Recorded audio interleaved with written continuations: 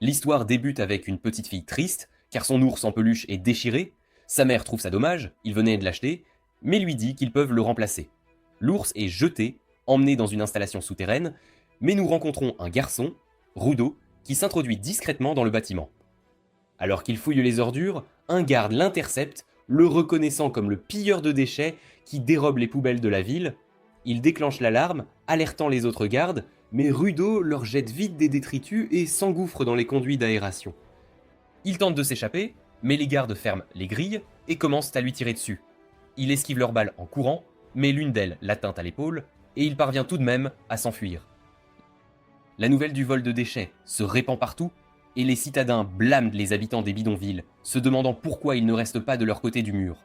Tout le monde dans les taudis sait que c'est Rudo, ce n'est pas la première fois, et ils craignent que ses actions ne leur attirent des ennuis. Chiwa, l'ami de Rudo, le prévient qu'il pourrait avoir de sérieux problèmes s'il ne s'arrête pas, et elle se demande pourquoi il continue de voler des déchets. Il lui explique que les citadins jettent des objets parfaitement utilisables, il ne peut s'empêcher d'avoir pitié d'eux, et ça l'aide aussi pour ses dépenses. Ils sont soudainement interrompus par 3 garçons, et leur chef dit à Chiwa d'arrêter de traîner avec Rudo, sinon elle sentira aussi les ordures. Il se moque des gants de Rudo, pas lavés depuis des années, et l'un des garçons donne un coup de pied dans sa lanterne, disant que personne n'achètera ses déchets. Alors qu'ils continuent de se moquer de Rudo, Chiwa leur rappelle qu'ils vivent de tous dans les bidonvilles, donc ils ne devraient pas le harceler. L'un des garçons mentionne que Rudo est le fils d'un tueur en série, et que, contrairement au père de Rudo, est certes se forger une meilleure image. Nous apprenons que tous les habitants des bidonvilles sont aussi des descendants de criminels. Rudo essaie de rester patient, mais quand il continue de parler de son père, il se met en colère. Ils sont effrayés par son expression et en s'éloignant, il mentionne qu'il est comme son père et pourrait donc devenir un meurtrier à l'avenir. Mais Chiwa croit que ce n'est pas une mauvaise personne, et elle semble intéressée par l'ours en peluche qu'il a trouvé la nuit dernière, alors il lui dit qu'il n'est pas à vendre. Il est sur le point de le lui donner gratuitement, mais la mère de Chiwa arrive soudainement, et en rentrant chez elle, elle conseille à Chiwa de rester loin de lui. Après cela, Rudo rentre chez lui, mais son tuteur Regdo le taquine à cause de sa conversation gênante avec Chiwa. Il conseille à Rudo d'être confiant quant à ses sentiments, et lui dit aussi d'arrêter ses raids, car il se met en danger. Il pense que Rudo fait ça pour l'aider, et il se souvient comment Regdo l'a élevé après avoir été abandonné par ses parents, mais il note qu'il ne se sent pas redevable envers Regdo pour l'avoir élevé, expliquant qu'il veut juste lui montrer son respect, comme un membre de la famille. Regdo le taquine encore, lui disant qu'il devrait être aussi honnête avec Chiwa, ce qui irrite Rudo. Mais Regdo remarque soudain la blessure sur son bras et propose de l'examiner. Il change aussi les bandages sur les mains de Rudo et lui conseille de rester loin des décharges une fois de plus, mais Rudo note que sa blessure n'est pas aussi grave que celle que son père lui a laissée. Regdo explique que les crimes majeurs sont punis d'une condamnation à mort immédiate où le criminel saute dans la fosse, et nous apprenons que le père de Rudo a subi cette punition. Rudo se souvient que ses mains étaient toujours noires de jais, alors les gens le fixaient toujours, mais un jour, Regdo lui a donné les gants, ce qui a amélioré les choses pour lui. Regdo lui dit d'avouer ses sentiments à Chiwa, sinon quelqu'un d'autre la lui volera, mais nous voyons un homme mystérieux les espionner pendant qu'ils parlent. Le lendemain, Regdo convainc Rudo de parler à Chiwa et lui donne même une leçon sur la façon de sourire. Rudo se dirige vers sa maison, mais en chemin, il voit tout le monde rassemblé autour de la fosse, car ils exécutent un autre criminel. Il se demande ce qui arrive aux gens envoyés dans la fosse, mais il est soudainement interrompu par Chiwa, qui le prend au dépourvu. Elle lui dit qu'elle ne souhaite pas qu'il soit jeté dans la fosse, et il mentionne que Regdo lui a dit la même chose, alors elle note que c'est parce que Regdo l'aime aussi. Ils deviennent tous deux gênés en réalisant ce qu'elle vient de dire, et il lui donne l'ours en peluche, lui disant qu'il sera heureux en sa compagnie.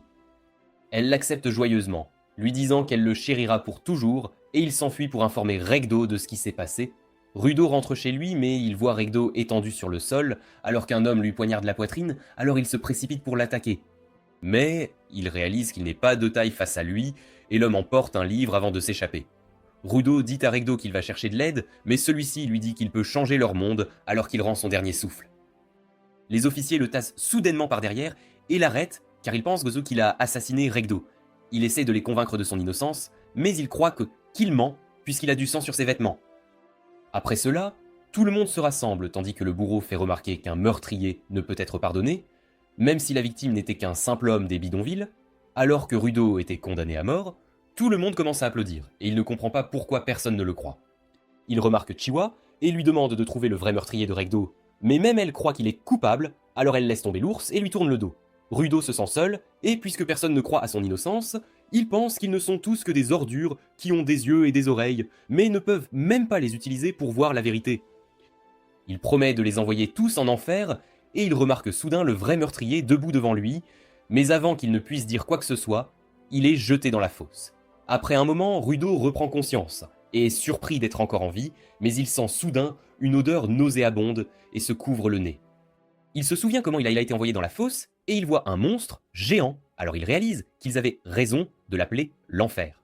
Il se souvient comment tout le monde est obsédé par la punition des criminels et les jeter dans la fosse en guise de châtiment, mais personne ne se souciait de ce qui leur arrivait une fois là-bas. Il essaie d'échapper aux monstres de déchets, qui invoquent d'autres monstres avec son rugissement, et il l'encercle de tous côtés. Les monstres se précipitent sur lui, alors il esquive leurs attaques, mais il trébuche au sol et remarque un crâne humain. Il maudit les gens qui l'ont envoyé là, mais les ordures s'effritent, et les monstres arrêtent de l'attaquer. Il remarque que l'air est empoisonné, alors il se couvre la bouche et le nez en cherchant un endroit sûr. Mais il n'est pas sûr qu'un tel endroit existe même dans ce monde, il se met soudain à vomir du sang, et les monstres s'approchent d'affine de lui, alors il se demande s'il est sur le point de mourir et commence à perdre espoir. Mais l'image de la mort de Regdo lui vient à l'esprit, et lui rappelle qu'il ne peut pas abandonner. Alors il attrape un tuyau de fer, pensant qu'il doit venger Regdo et punir ceux qui lui ont fait du tort. Le monstre essaie de l'attaquer par derrière, mais il le repousse et envoie accidentellement un débris volé vers un homme nommé Engin, assis à proximité. Alors il utilise ses jumelles pour regarder autour de lui, et il voit Rudo combattre les monstres.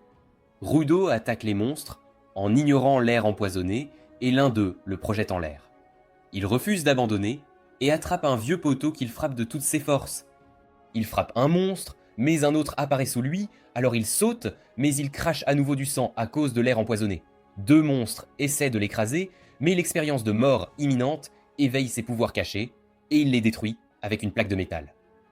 Un autre monstre apparaît, et Rudo est déjà épuisé, alors il essaie de s'enfuir, mais il crée une forte onde de choc qu'il projette en l'air. En ouvrant les yeux, il remarque Engin, qui le repousse avant de lui placer un masque sur la bouche. Rudo a beaucoup de questions, et Engin lui dit de se taire, mais il continue de lui poser des questions sur la fosse. Engin chuchote, et lui dit de parler plus bas, mais Rudo ne le comprend pas, lui disant de parler clairement. Engin perd son sang-froid et crie à Rudo qu'ils ne sont pas sous terre, expliquant que c'est la faute des gens de la surface d'avoir transformé la fosse en enfer.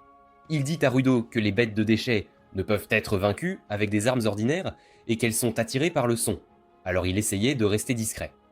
Il reproche à Rudo d'avoir attiré l'attention sur eux et une bête s'approche, mais il transforme son parapluie en arme. La bête l'attaque, mais il la réduit en morceaux et il remarque un grand groupe de monstres. Mais au lieu d'avoir peur, il charge et les anéantit avec son parapluie avant de sauter en l'air et de l'utiliser comme parachute. Rudo était impressionné qu'il ait pu les vaincre si facilement et souhaitait avoir des pouvoirs similaires pour pouvoir aussi combattre les gens qu'il avait envoyés là. Le dernier monstre crache de l'acide sur Engin, mais il bloque l'attaque et utilise son Unbreaker Octoshredder spécial pour détruire la bête. Rudo lui demande qui il est, alors il retire son masque et se présente comme un nettoyeur. Mais l'air toxique lui pique le nez, et il blâme encore Rudo de l'avoir fait l'enlever, tandis que Rudo s'effondre d'épuisement. Nous retournons à l'enfance de Rudo, où il était harcelé par d'autres enfants pour avoir dit que les objets sont vivants, car Regdo lui avait appris que lorsqu'un objet est traité avec soin, une âme l'habite. Regdo révèle que c'est une vieille légende, mais il y croit toujours, et Rudo se demande si ces gants ont aussi une âme. Alors Regdo lui dit qu'une âme les habitera s'il en prend soin. Nous revenons au présent, alors que Rudo se réveille et se retrouve enchaîné, alors il dit à Engin de le libérer, mais Engin le traîne simplement. Il note que Rudo devrait lui être reconnaissant de lui avoir sauvé la vie, mais Rudo ne comprend pas ce qu'il veut dire. Alors Engin explique comment il s'est évanoui plus tôt. Rudo veut remonter au monde supérieur appelé la sphère parce qu'il veut se venger, mais Engin lui dit qu'il est impossible de revenir. Alors il devrait juste accepter son destin. Rudo refuse d'abandonner, car il pense qu'Engin lui cache quelque chose, ce qui met Engin en colère, alors il décide de l'éclairer sur l'endroit où il se trouve. Engin le laisse près d'un étrange établissement avec 2 camions, et un groupe d'hommes masqués le remarque, réalisant qu'il vient de la sphère. Ils sont excités de voir qu'il est encore en vie, car ils trouvent surtout des corps morts de Sphera, et il devient nerveux alors qu'il l'examine, mais il l'assure qu'ils ne lui feront aucun mal. Il commence rapidement à lui enlever ses chaînes, alors il pense qu'ils sont plus gentils qu'Engin, mais ils l'enchaînent soudainement à leur camion. Ils pensent pouvoir le vendre à un prix élevé, et leur chef mentionne que les sphéroïdes déversent des déchets sur leur sol, ce qui a empoisonné leur air et leur terre. Cela a conduit à la création de bêtes de déchets, et ceux qui ont été affectés adoreraient le torturer, car ils blâment les sphéroïdes d'avoir ruiné leur monde. Le chef remarque que Rudo est trop maigre, alors il le force à manger leur nourriture déchets, mais Rudo mord la chair de ses doigts et la mâche avec la nourriture. Il leur dit que c'est parfaitement comestible, et il puise une fois de plus dans ses pouvoirs cachés, qu'il utilise pour se libérer.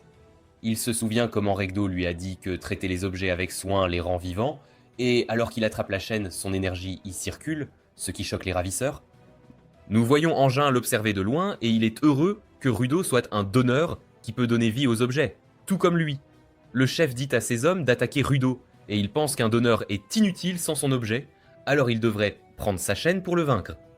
Ils ont du mal à s'approcher de lui, et l'un d'eux parvient à le désarmer, mais il les surprend en attrapant un pneu qu'il transforme en son arme. Tout le monde est surpris de voir cela, car il est rare qu'un donneur utilise plus d'un objet, et il parvient à neutraliser l'homme. Il est sur le point de tuer leur chef, mais Engin l'arrête soudainement, et Rudo retrouve son calme, demandant à Engin ce qui vient de se passer. Le pneu qu'il tenait se transforme en poussière, et son nez commence à saigner, alors qu'Engin lui dit que ses pouvoirs mettent son corps à rude épreuve. Il s'excuse d'avoir testé Rudo, et Engin sait qu'il a beaucoup de questions, alors il promet de tout lui dire. Mais en échange, il doit rejoindre leur groupe de nettoyeurs et combattre des monstres, mais Rudo décline son offre. Engin emmène Rudo à une clinique, et il appelle son ami pour lui parler du recrutement de Rudo, qu'il croit être un talent naturel, mais Rudo note qu'il n'est pas prêt à les rejoindre. Il mentionne qu'il doit retourner à la sphère, mais le docteur lui dit qu'il n'est pas en position de refuser, car Engin l'a sauvé en lui donnant un masque à gaz. En quittant la clinique, Rudo remercie Engin d'avoir payé sa facture et note qu'il a besoin d'informations, mais qu'il n'a pas le temps de rejoindre leur groupe. Engin lui rappelle comment les gens de leur monde voient les sphéroïdes et note que l'information n'est pas gratuite, alors il devrait juste se taire et le suivre. Engin emmène Rudo en ville et lui offre un burger, ce qui le surprend car il pensait qu'il n'y aurait que des ordures dans la fosse. Engin explique que les déchets ne sont pas la seule chose qui s'accumule au sol, car les émotions accumulent aussi de l'anima, qui se convertit en énergie, et c'est la raison pour laquelle les bêtes de déchets existent. Il révèle qu'elles restent principalement dans les décharges, mais qu'elles attaquent parfois la ville et que les armes normales ne fonctionnent pas sur elles, mais ces gants peuvent les vaincre car ils ont aussi de l'anima. Engin note que lorsqu'un objet est traité avec soin pendant longtemps, une anima l'habite, et ils appellent ces objets des instruments vitaux. Il dit à Rudo que leur organisation a besoin de plus de donneurs pour combattre les bêtes de déchets, alors Rudo se demande si, en échange de son adhésion à leur groupe, Engin lui apprendra comment retourner à la surface. Alors il révèle qu'il ne sait pas comment faire cela, mais note que son patron est un homme sage, qui pourrait peut-être l'aider. Engin l'interroge sur ses gants, alors il révèle que son père les lui a donnés, et qu'ils sont la seule chose pour se souvenir de lui. Engin pense qu'il devrait en prendre soin, ce qui le rend ému car tous les autres se moquèrent de lui pour ses vieux gants. Engin reçoit soudain un message, alors il décide de partir, mais Rudo le remercie pour tout, et Engin lui donne une petite bourse d'argent pour l'aider à survivre. Rudo n'arrive pas à croire qu'il lui donne ça, mais Engin mentionne que ce n'est pas grand-chose, car il l'a obtenu en vendant les vêtements de Rudo. Il devient fou en l'entendant, mais Engin lui dit qu'il ne pouvait pas se promener avec des vêtements sphériques, car cela le mettrait en danger. Engin dit à Rudo d'attendre là, pendant qu'il parle à son entraîneur, mais un chat attrape soudainement sa bourse et s'enfuit. Alors Rudo essaie de l'attraper, et réalise qu'il est bien plus rapide que lui, mais il remarque un bâton, alors il l'attrape rapidement pour immobiliser le chat. Un homme nommé Zanka arrive, disant à Rudo que ce bâton lui appartient, et il le reprend de force. Rudo remarque le symbole du nettoyeur, et réalise qu'il est aussi un nettoyeur comme Engin, mais Zanka active son pouvoir pour donner une leçon à Rudo. Son attaque manque de peu Rudo, et il mentionne qu'Engin l'a chargé de son entraînement, mais il n'aurait jamais cru que son élève serait un voleur. Rudo explique qu'il empruntait le bâton pour récupérer son argent, mais Zanka le nargue sur le fait que son père n'a pas pu lui apprendre les bonnes manières, ce qui le met en colère. Mais il se souvient comment Regdo lui a dit de rester calme et d'écouter l'autre personne, alors il s'excuse d'avoir pris le précieux trésor de Zanka. Il pense que Rudo n'est pas une mauvaise personne parce qu'il a rendu son bâton, alors il pense qu'il a juste exagéré. Rudo réalise que c'est la première fois qu'il désamorce une situation et il pense que Regdo avait raison sur plus de choses qu'il ne le pensait.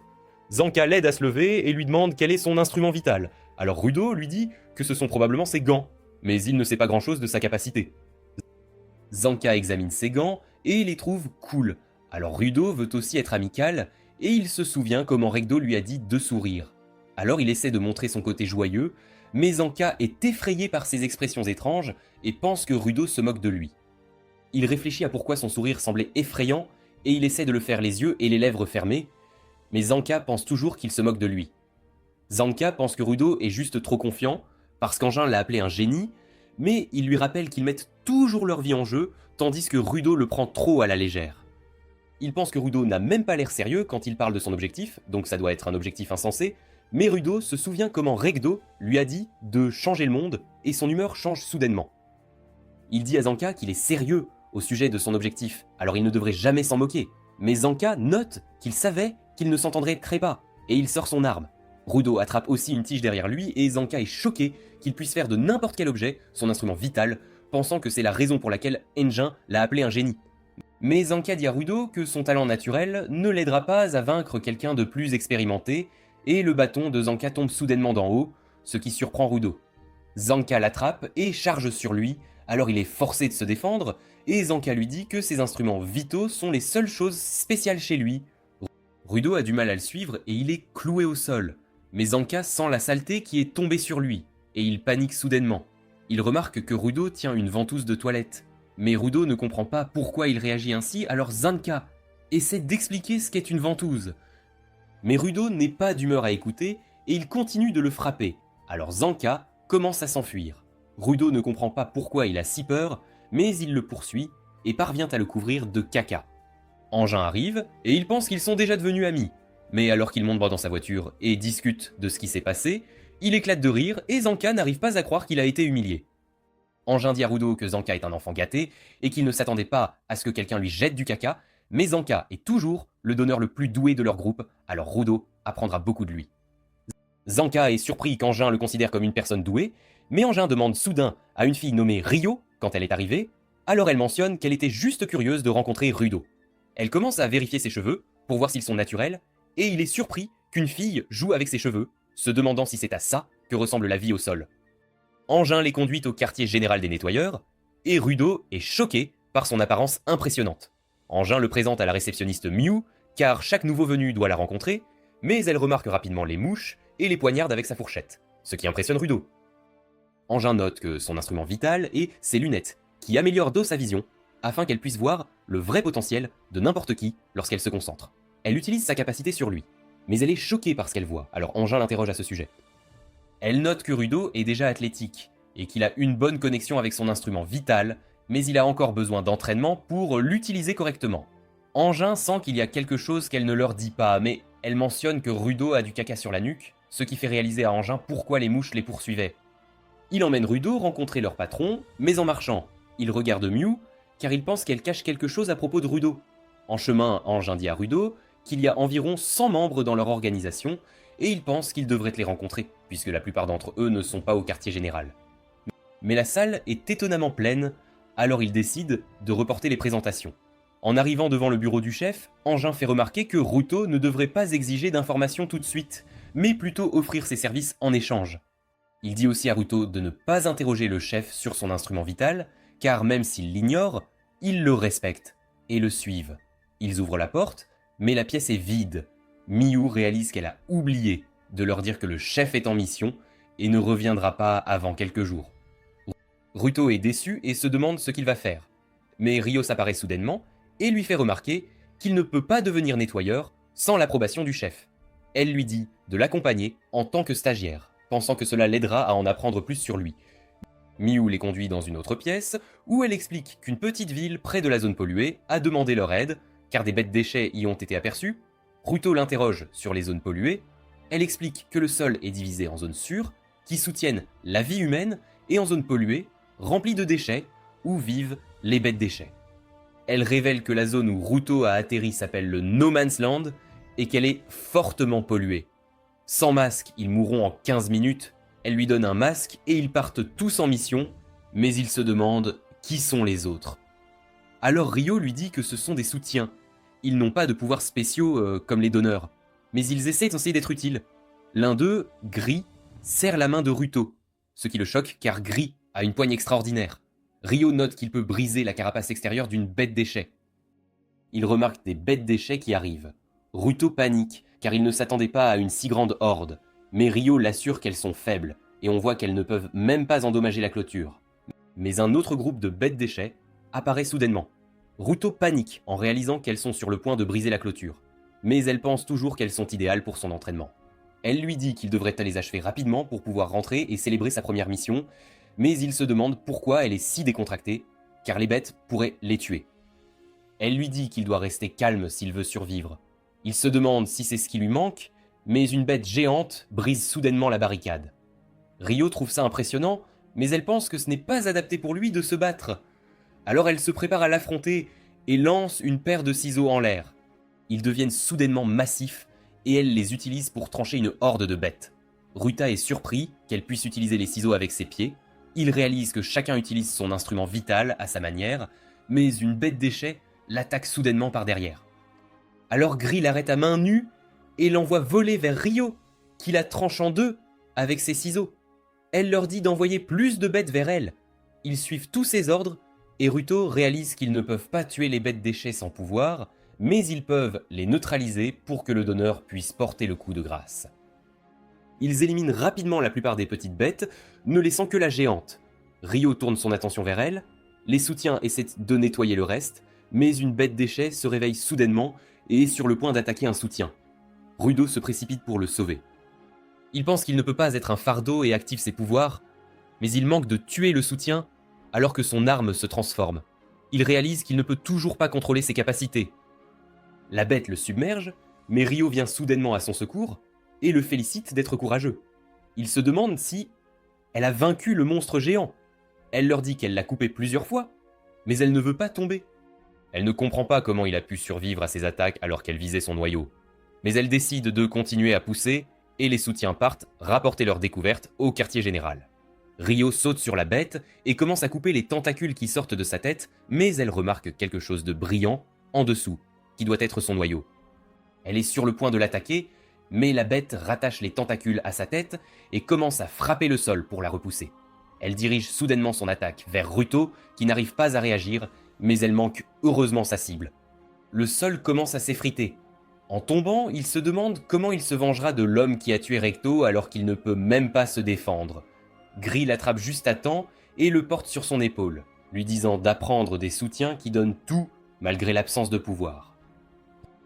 Ruto voit Rio découper le monstre et réalise qu'il crie parce qu'elle a trouvé son point faible. Elle saute haut dans les airs et lance son attaque ultime sur son point faible, ce qui détruit finalement le monstre et son corps se transforme en cendres. Gris se demande comment elle l'a vaincu, elle lui montre un cutter qui alimentait la bête, mais il ne comprend pas comment une bête déchet peut avoir un instrument vital. Pendant ce temps, le chef des ravisseurs se réveille et ne se souvient pas de ce qui s'est passé après sa défaite. Mais il remarque un homme nommé Jaber, assis sur un canapé, et il demande au ravisseur l'emplacement de l'enfant sphéroïde, car il parlait de lui dans son sommeil. Au quartier général des nettoyeurs, Rio organise une fête de bienvenue pour Ruto. Zanke les rejoint aussi, mais il remarque que Ruto est assis la tête baissée. Il demande à Rio ce qui lui est arrivé. Elle lui dit qu'il est comme ça depuis qu'il n'a pas réussi à utiliser son instrument vital, et Zanka trouve ça triste.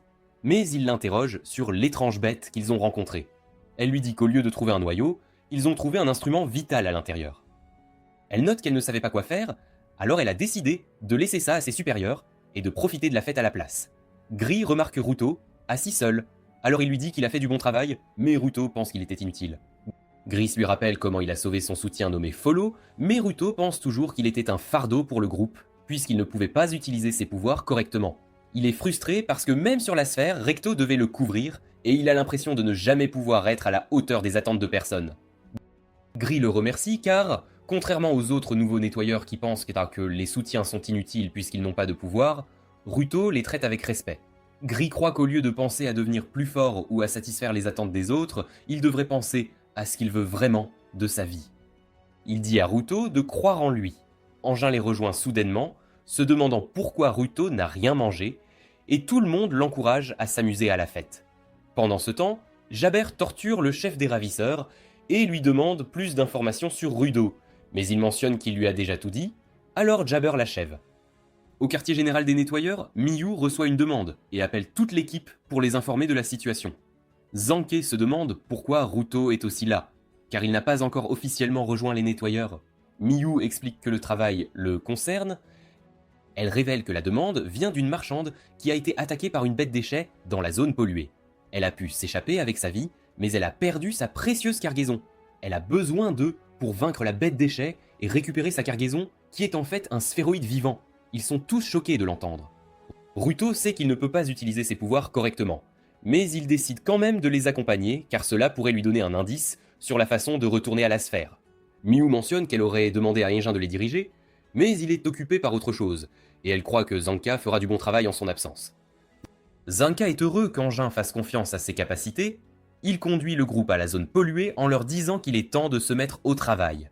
En chemin, Rudo demande à Gris s'il ne porte pas d'armes. Il révèle qu'il a un couteau, mais il fait plus confiance à ses mains. Un autre soutien dit à Ruto que Gris a en fait un talisman, et qu'il prie pour leur retour en toute sécurité chaque fois qu'ils partent en mission. Mais il est gêné que tout le monde le sache déjà. Ils atteignent la zone polluée, où ils rencontrent la marchande qui leur dit qu'elle transportait nos bagages quand elle a rencontré un sphéroïde inconscient. Elle était inquiète pour lui, alors elle a décidé de le porter. Mais une bête déchet l'a emmené avec sa cargaison. Ruta se demande si elle compte vendre le sphéroïde, mais elle lui dit que ce n'est pas le cas, expliquant qu'elle est juste intéressée par eux. Zanga sent que quelque chose ne va pas, car les bêtes déchets attaquent généralement les humains sur place et ne les kidnappent pas. La marchande les conduit au bâtiment où la bête déchet a emmené le sphéroïde. Zonka dit à tout le monde d'être vigilant, car la bête déchet peut les attaquer de n'importe quelle direction. En entrant, ils le trouvent vide, à part une silhouette au loin. Mais la fille les pousse tous en avant, et ils réalisent que c'est en fait une poupée. Le sol s'enfonce soudainement, et ils sont tous emmenés au niveau inférieur, tandis que la marchande pointe Ruto avant de se transformer en boue. Ils voient deux lumières violettes approcher. Zanka réalise qu'ils ont été trompés par des pillards, tandis que Ruto se demande si ce sont des ravisseurs. Gris lui dit qu'ils ont commencé comme un groupe de voleurs, mais ils sont devenus plus maléfiques ces dernières années, et il note qu'ils sont tous des donneurs. Il dit à trois soutiens de sécuriser une voie de sortie pendant que lui et Follow protégeront Ruto, et il demande à Zanke s'il peut s'occuper des pillards. Il leur dit de le laisser faire. Ruto pense qu'il peut s'occuper de quelques bandits seuls, mais Gris le prévient qu'ils ne sont pas des ravisseurs ordinaires. Zanke dit aux pillards qu'il savait qu'il viendrait après Rudo, mais il ne s'attendait pas à ce qu'il soit si rapide, et il pense qu'il compte le vendre pour une fortune. Mais il révèle qu'ils veulent lui extraire des informations sur la sphère, se demandant comment il a traversé la frontière sans mourir. Zanka réalise qu'il n'y a pas de bêtes déchets dans la zone, mais une des pillardes lui dit qu'ils ont des monstres debout alors qu'elle crée des poupées pour l'attaquer. Il sait que c'est elle qui les a attirés là, mais il est confiant qu'il peut gagner contre elle et il active son bâton. Mais elle lui dit de faire attention alors que son partenaire sort d'un golem et l'attaque par derrière, l'envoyant voler contre le mur. La fille note que les nettoyeurs ne combattent que les bêtes déchets, donc ils n'ont aucune idée de comment combattre les humains, et elle utilise la même stratégie qu'avant. Elle envoie plusieurs marionnettes de boue pour l'attaquer pendant que son partenaire se cache dans l'une d'elles, et Zonka lutte contre leurs attaques combinées. Zonka essaie de se précipiter sur elle, mais elle transforme le sol en boue, ce qui l'empêche de se déplacer librement. Elle lui dit qu'il restera coincé s'il bouge trop, et qu'il est le seul de leur groupe à avoir une chance de la combattre, mais il est irrité par son bavardage constant. Il note qu'il a vu clair dans leurs attaques, parce qu'il pensait qu'elle contrôlait les marionnettes debout avec sa pelle, pendant que l'homme l'attaquait avec son instrument vital, mais Zanka a réalisé qu'il avait tort, car l'instrument vital de l'homme sont ses chaussures, qui lui permettent de se déplacer sur la boue. Il les nargue en les appelant le parfait petit couple, et il admet qu'il n'est pas expérimenté dans le combat contre les gens, mais il connaît son instrument vital mieux qu'eux. Il frappe le sol avec son bâton, ce qui crée une onde de choc qui lui permet de voir à travers tout le sous-sol. Il trouve l'homme caché dans les marionnettes debout, alors il le charge, l'assommant d'un seul coup, et il frappe aussi la fille, faisant disparaître ses poupées. Il pense qu'ils étaient trop faciles à vaincre, mais Jabbers apparaît soudainement derrière lui et note qu'il peut en dire autant de lui. Pendant ce temps, Ruto et les soutiens atteignent la porte de sortie. Gris ordonne à ses hommes de monter et d'appeler à l'aide pendant qu'il vérifie Zanke. Une silhouette s'approche d'eux et ils pensent donc c'est Zanke. Mais il s'avère que c'est Jabber. Il regarde Ruto et réalise qu'il correspond à la description du ravisseur, alors il saute vers le mur et le détruit pour bloquer la sortie. Chris lui dit que Ruto est un membre des nettoyeurs. donc s'en prendre à lui en fera des ennemis instantanés. Mais Jabber ignore l'avertissement et explique qu'il est en retard parce qu'il s'est perdu. Gris l'interroge sur Zonka, mais Jabber l'ignore et dit à Ruto de venir avec lui parce qu'il y a quelqu'un qui veut lui parler. Il enlève le masque de Ruto, lui disant qu'il n'y a pas de bêtes déchets ici. Mais Rudo le repousse et l'interroge sur Zonka. Alors il explique qu'il a été indulgent avec lui puisqu'il l'a seulement assommé, mais Zonka doit souffrir terriblement à cause de son poison. Jabber active son instrument vital et ses anneaux se transforment en griffes alors qu'il dit à Ruto de venir avec lui. Mais les soutiens se précipitent pour l'attaquer. Il esquive leurs attaques et les repousse en leur disant qu'il n'est intéressé que par Ruto, mais Gris se met en travers de son chemin. Jabber se souvient avoir entendu parler de soutiens qui travaillent avec les nettoyeurs, mais il les trouve inutiles puisqu'ils n'ont pas d'instruments vitaux. Ruto dit à Gris de s'écarter car il ne peut pas se battre sans armes, mais Jabber dit à Ruto que Gris est déjà mort. Il poignarde Gris avec ses griffes, ce qui choque Ruto. Gris tombe alors que son talisman porte-bonheur glisse, alors Ruto l'attrape avant qu'il ne touche le sol. Nous revenons au jour où Recto a trouvé Ruto qui se frappait la tête contre le mur. Recto se demande pourquoi il fait ça. Il rappelle à Recto sa leçon, qu'il ne devrait pas blesser les autres, mais Recto ne comprend pas la cause de sa dépression. Rudo mentionne qu'il a tellement de colère en lui qu'il est difficile d'expliquer la raison, mais Recto croit que c'est parce que les parents de Rudo l'ont abandonné et qu'il pense qu'il ne vaut rien. Recto lui dit qu'il n'a juste pas vécu de bonnes choses, alors il l'emmène dehors où ils font beaucoup d'activités en espérant trouver quelque chose qu'il aime vraiment. Cela fait que Rudo se sente mieux, mais Recto pense qu'ils n'ont toujours pas trouvé la seule chose qu'il aime vraiment. Rudo remarque quelqu'un qui jette des déchets, alors il se précipite et les récupère. Il attrape un masque et commence à pleurer. Recto se demande ce qui l'a fait pleurer. Rudo explique que les gens ne devraient ni pas jeter des choses légèrement cassées qui ont toute une vie devant elles. Il mentionne qu'il veut le réparer, et Recto réalise que c'est plus qu'une simple projection de son propre état, car Ruto peut percevoir la vraie valeur des choses cassées. Nous revenons au présent, alors que Ruto active le talisman porte-bonheur de Gris, ce qui choque Jabber. Gris réalise que Ruto ne pouvait pas utiliser ses pouvoirs plus tôt, parce que sa capacité n'est pas seulement de convertir des choses en instruments vitaux, mais d'en tirer tout le potentiel. Malgré le talisman activé, Jabber ne panique pas. Il s'intéresse davantage au vrai pouvoir de Ruto. Follow s'occupe de Gris, pendant que Ruto pense que c'est grâce à sa conversation avec lui qu'il a enfin compris ce qu'il voulait vraiment faire. Il promet de prouver à Jabber que les soutiens ne sont pas inutiles, et il se prépare à le combattre, mais cela ne fait qu'intéresser davantage Jabber. Follow réalise que Gris perd beaucoup de sang et qu'il ne survivra pas longtemps, mais il mentionne qu'il ira bien. Il pense que la raison pour laquelle Rudo ne pouvait pas utiliser son instrument plus tôt était qu'il avait des émotions négatives qui obscurcissaient son objectif principal, mais il pense qu'ils n'ont plus à s'en soucier. Jabber se précipite vers Rudo et ils commencent à se battre. Mais Jabber se demande pourquoi Rudo ne fait que tenir bon, lui demandant s'il veut vraiment se battre. Il dit à Jabber de venir avec tout ce qu'il a, mais il ne parvient pas à porter un coup. Alors il devient frustré, se demandant pourquoi ses attaques ne fonctionnent pas. Ruto lui dit que Gris a prié pour le retour en toute sécurité de tous, alors il privilégie la défense en s'assurant que l'ennemi ne peut pas le frapper. Jabber pense que sa capacité lui permet d'esquiver les attaques, mais Ruto note que c'est le contraire, car il n'a pas bougé d'un pouce. Il révèle que celui qui bouge réellement est Jabber, ce qui le déroute. Alors, Ruto explique que le talisman lui permet de savoir où Jabber va atterrir. Il charge une fois de plus Ruto, qui l'arrête en plein vol, et explique que le talisman n'a que des pouvoirs défensifs, il doit donc utiliser son poing pour attaquer. Il réussit à lui donner un coup de poing qui fait saigner le nez de Jabber, mais au lieu d'être inquiet, il semble apprécier leur bataille. Il réalise que Ruto utilise le talisman pour diriger ses mouvements et lui demande s'il pense que c'est juste de se battre comme ça, mais Ruto lui rappelle que c'est lui qui voulait jouer. Alors il jouera le jeu de Jabber jusqu'à ce qu'il soit assommé. Jabber le taquine en lui disant qu'il est sans cœur, mais Ruto note qu'il ne montre aucune pitié à ceux qui blessent ses amis. Jabber essaie de l'attaquer par derrière, mais le talisman l'arrête et crée une occasion parfaite pour Ruto de le repousser d'un coup de poing. Mais Jabber refuse d'abandonner, et il utilise sa vitesse pour créer un nuage de poussière, ce qui bloque la vision du talisman. Il coupe des dalles de béton et les lance vers Rudo qui parvient à les esquiver.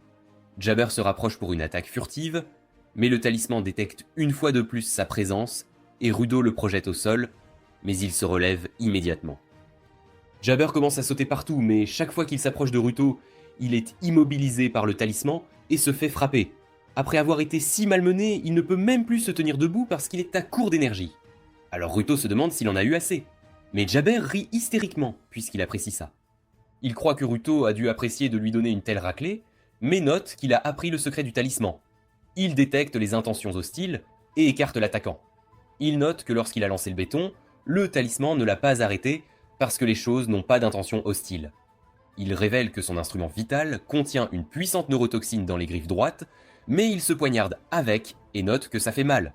Mais il perd la tête chaque fois qu'il le fait, et il se demande si le talisman de Ruto peut détecter une intention hostile après qu'il ait perdu le contrôle. Il crie en obtenant plus d'énergie pour se battre, ce qui rend Ruto nerveux.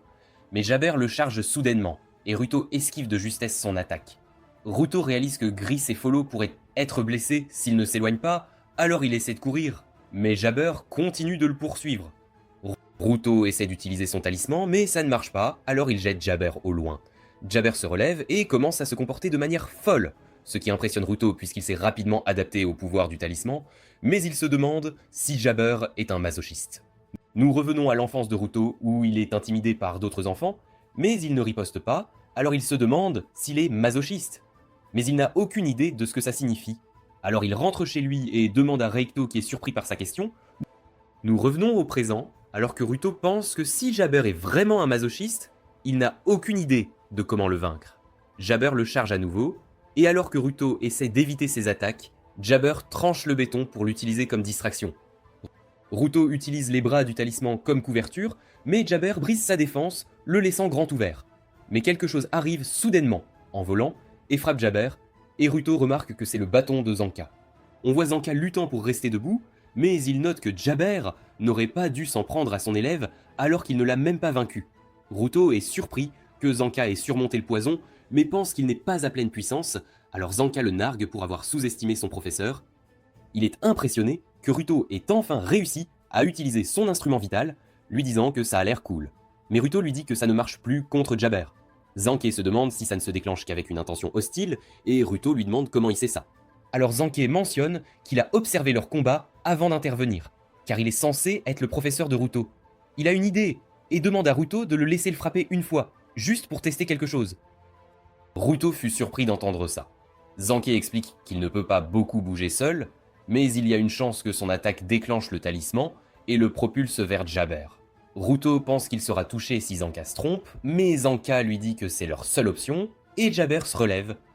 Il lacère le pilier près d'eux, et Zanka dit à Ruto de faire attention, car ses griffes sont mortelles. Zanka se précipite pour attaquer Ruto, mais le talisman le propulse au-dessus de Jabber, et Zanka le frappe en plein visage. Il est content que leur plan ait marché, mais Ruto se demande s'il l'a vraiment attaqué avec une intention hostile. Alors il explique que ce n'était qu'un test. Jabber se relève, Zanke essaie de frapper Ruto à nouveau, qui le propulse en avant, et il écrase Jabber au sol. Il dit à Ruto d'être doux, mais il mentionne que ce n'est pas une option, et ils se préparent tous deux pour une autre attaque combinée. Zanka assène une rafale de coups avec l'aide de Ruto, ce qui ramène Jabber à la raison, et il reconnaît Zanka comme l'homme à la mauvaise attitude.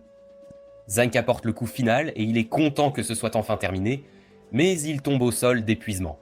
Le talisman se transforme soudainement en cendres, et Zanka se demande si les armes de Ruto sont à durée limitée ou s'il y a une autre raison à cela. Ruto s'en veut d'avoir brisé le précieux talisman de Gris, mais il a soudain une crise. Zanka remarque la blessure dans son dos, se demandant quand Jabber l'a frappé avec ses griffes. Jabber utilise ses griffes pour reprendre de l'énergie, et Zanka se demande comment c'est possible. Jabber explique que le produit chimique de sa griffe gauche peut l'aider à surmonter la douleur s'il est pris à petite dose. Il sait que Zanka se remettra bientôt de son poison, alors il l'empoisonne à nouveau et il s'enfuit avec Ruto. On apprend qu'il ne peut pas bouger son corps malgré qu'il soit éveillé, et il s'en veut pour ce qui est arrivé à tout le monde, pensant qu'il est la raison de leur blessure. Alors qu'ils sortent, Rios voit Jabber et Engin l'attaque soudainement avec son parapluie, le projetant contre un mur. Jabber est surpris de voir tout un groupe de nettoyeurs. Engin sait que les pillards avaient prévu de les piéger dans un sous-sol, où ils ne pourraient pas utiliser leur collier de communication. Mais Tom et les autres soutiens ont pu contacter le quartier général grâce à un téléphone dans la ville voisine. Tom s'inquiète pour Grise et les autres, mais Ingen l'assure qu'ils ne craqueront pas si facilement, et il ordonne aux soutiens d'aller les vérifier. Jabber commence à agir de manière insensée, alors Ingen se demande si Ruto a vraiment combattu un tel monstre, et Rio note qu'il est en meilleure forme qu'elle ne l'avait anticipé. Les nettoyeurs sont en colère contre Jabber pour avoir blessé leurs camarades. Ingen note qu'ils ont des questions pour lui, lui disant qu'ils ne le laisseront pas s'échapper. Jabber leur dit qu'il veut s'échapper, mais il a des ordres de son patron pour ramener Rudo, alors il doit accomplir son devoir quoi qu'il arrive. Il active son instrument vital pour combattre les nettoyeurs, mais une fille nommée Kotoni arrive soudainement par derrière et l'attrape, lui disant qu'il doit revenir. Il mentionne que le jeu n'est pas terminé et qu'il arrivait juste à la meilleure partie, mais elle note que le patron avait un grand sourire, ce qui le fait changer d'avis. Il dit au nettoyeur qu'il est assez tard et s'excuse car il ne pourra pas les combattre, alors qu'il se prépare à partir par une bouche d'égout. Il félicite Ruto, le trouvant doué pour un sphéroïde, et il dit au nettoyeur de lui transmettre son message, car il doit encore être sous l'effet du poison. Mais Ruto le maudit avec son énergie restante, lui disant que ce n'est pas fini. Il est surpris que Ruto soit encore éveillé après une si forte dose de poison, mais Ruto mentionne qu'il ne le laissera pas s'échapper tant qu'il n'aura pas payé pour ce qu'il a fait à Gris. Jabber trouve impressionnant qu'il soit un combattant coriace, mais il remarque soudain le motif sur les gants de Rudo et se demande si Rudo l'a eu d'une série. Il pense que c'est une coïncidence cool et que leur patron sera content de l'apprendre, mais il doit partir, disant à Ruto qu'il sera préparé la prochaine fois qu'ils se rencontreront. Il part avec Cotone et dit à Ruto de prendre soin de ses gants, disant qu'il a hâte de rejouer avec lui. Après ça, Ruto se précipite pour vérifier Gris et il s'excuse d'avoir brisé son talisman. Mais Gris note que même s'il y tenait, il a déjà rempli son rôle, car il a pu les aider. On voit Rudo assis sur un banc, et Ingen le rejoint, lui demandant pourquoi il a l'air déprimé. Alors il révèle que c'est à cause de Gris, et explique qu'il est triste de ne pas avoir pu sauver la personne qu'il a sauvée. Engin note que Gris comprenait dans quoi il s'engageait, et dit à Ruto qu'il a risqué sa vie pour le protéger, car Gris savait qu'il était une bonne personne. Engin lui dit de rendre ses respects à Gris, alors il se dirige vers l'hôpital, mais il est surpris de voir que Gris est toujours en vie. Engin commence à le taquiner, réalisant qu'il était triste parce qu'il pensait que Gris était mort, mais il se demande comment Gris est encore en vie, car il a été poignardé en pleine poitrine. Alors il explique que c'est grâce à l'équipe médicale des nettoyeurs, révélant qu'il a été sauvé par une fille nommée Isha, une donneuse au pouvoir de guérison. Il la remercie de l'avoir sauvé et dit à Follow de ne pas avoir l'air triste, car c'est lui qui l'a gardé en sécurité quand Jabber est devenu fou. Gris lui dit de continuer à son propre rythme, car il ne peut pas se précipiter pour devenir un donneur, et il pleure en entendant cela. Gris félicite Rudo d'avoir tenu tête à Jabber, et lui dit de ne pas s'inquiéter pour le talisman, expliquant qu'il est content qu'il leur ait été utile au final. Un homme les rejoint soudainement, notant qu'un des pillards a mentionné la frontière, alors il pense qu'il faisait des recherches sur la sphère.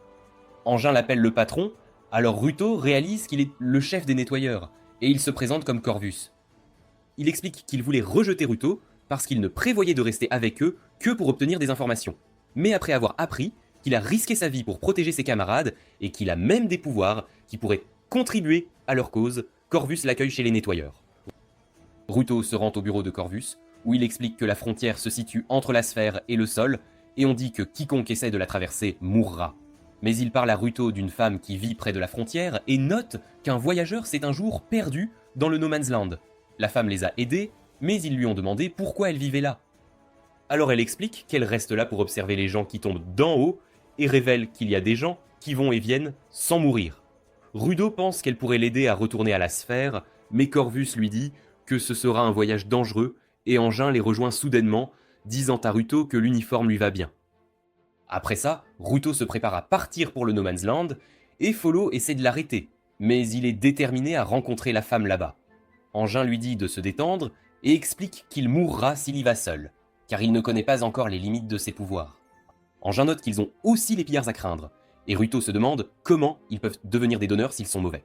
Alors Engin explique que même les mauvaises personnes peuvent devenir des donneurs, car leur moralité n'a rien à voir avec la façon dont ils traitent les objets. Il dit à Ruto de se détendre pour l'instant, car ils ont été occupés ces derniers jours. Alors il essaie de dormir dans sa chambre, mais Rio apparaît soudainement et propose de lui faire visiter le quartier général. Elle lui fait faire le tour et lui demande ce qu'il faisait quand il était dans la sphère. Alors il révèle qu'il fouillait juste les ordures, elle se demande s'il avait des bonbons dans la sphère, alors il révèle qu'il n'a jamais eu la chance d'y goûter, car il n'était que pour les riches. Mais elle mentionne qu'ils ont des bonbons au quartier général, et il est surpris de les voir, tandis qu'Engin lui dit de ne pas en devenir accro, car ils sont plus populaires que les drogues. Rio révèle qu'un groupe appelé les Viandaires les leur a vendus, et Engin note qu'il est difficile de cultiver à cause de la pollution, alors les Viandaires ont rassemblé des donneurs spécialisés dans la fabrication de nourriture. Rudo goûte les bonbons, et il n'en revient pas de leur délice. alors il commence à tous les manger. Mais un garçon le fixe soudainement, et Rudo pense qu'il doit aussi aimer les bonbons, alors il lui donne une sucette. Le garçon le mange immédiatement et en demande plus. Rudo se demande ce qui ne va pas avec lui, mais un homme arrête le garçon et s'excuse pour son comportement. Après ça, on voit Rudo essayer d'utiliser ses pouvoirs sur un couteau, mais ça ne marche pas. Alors, Rio et Engin le taquinent, lui disant que ça doit être à cause des bonbons. Zank sait qu'il aime réparer les choses que les gens ont jetées, alors il pense que son pouvoir ne fonctionne que sur les ordures, et il décide d'essayer. Ruto saisit un morceau de métal, et il se transforme en arme, alors tout le monde réalise que Zanka avait raison. Il dit à Ruto de continuer, et il réussit à créer 2 autres armes, mais il a soudainement un saignement de nez, et tombe au sol. Engin pense que la qualité des gants est si élevée que son corps ne peut pas suivre, et Ruto lui demande ce qu'il veut dire. Alors Engin explique que la qualité d'un objet s'améliore plus il est entretenu.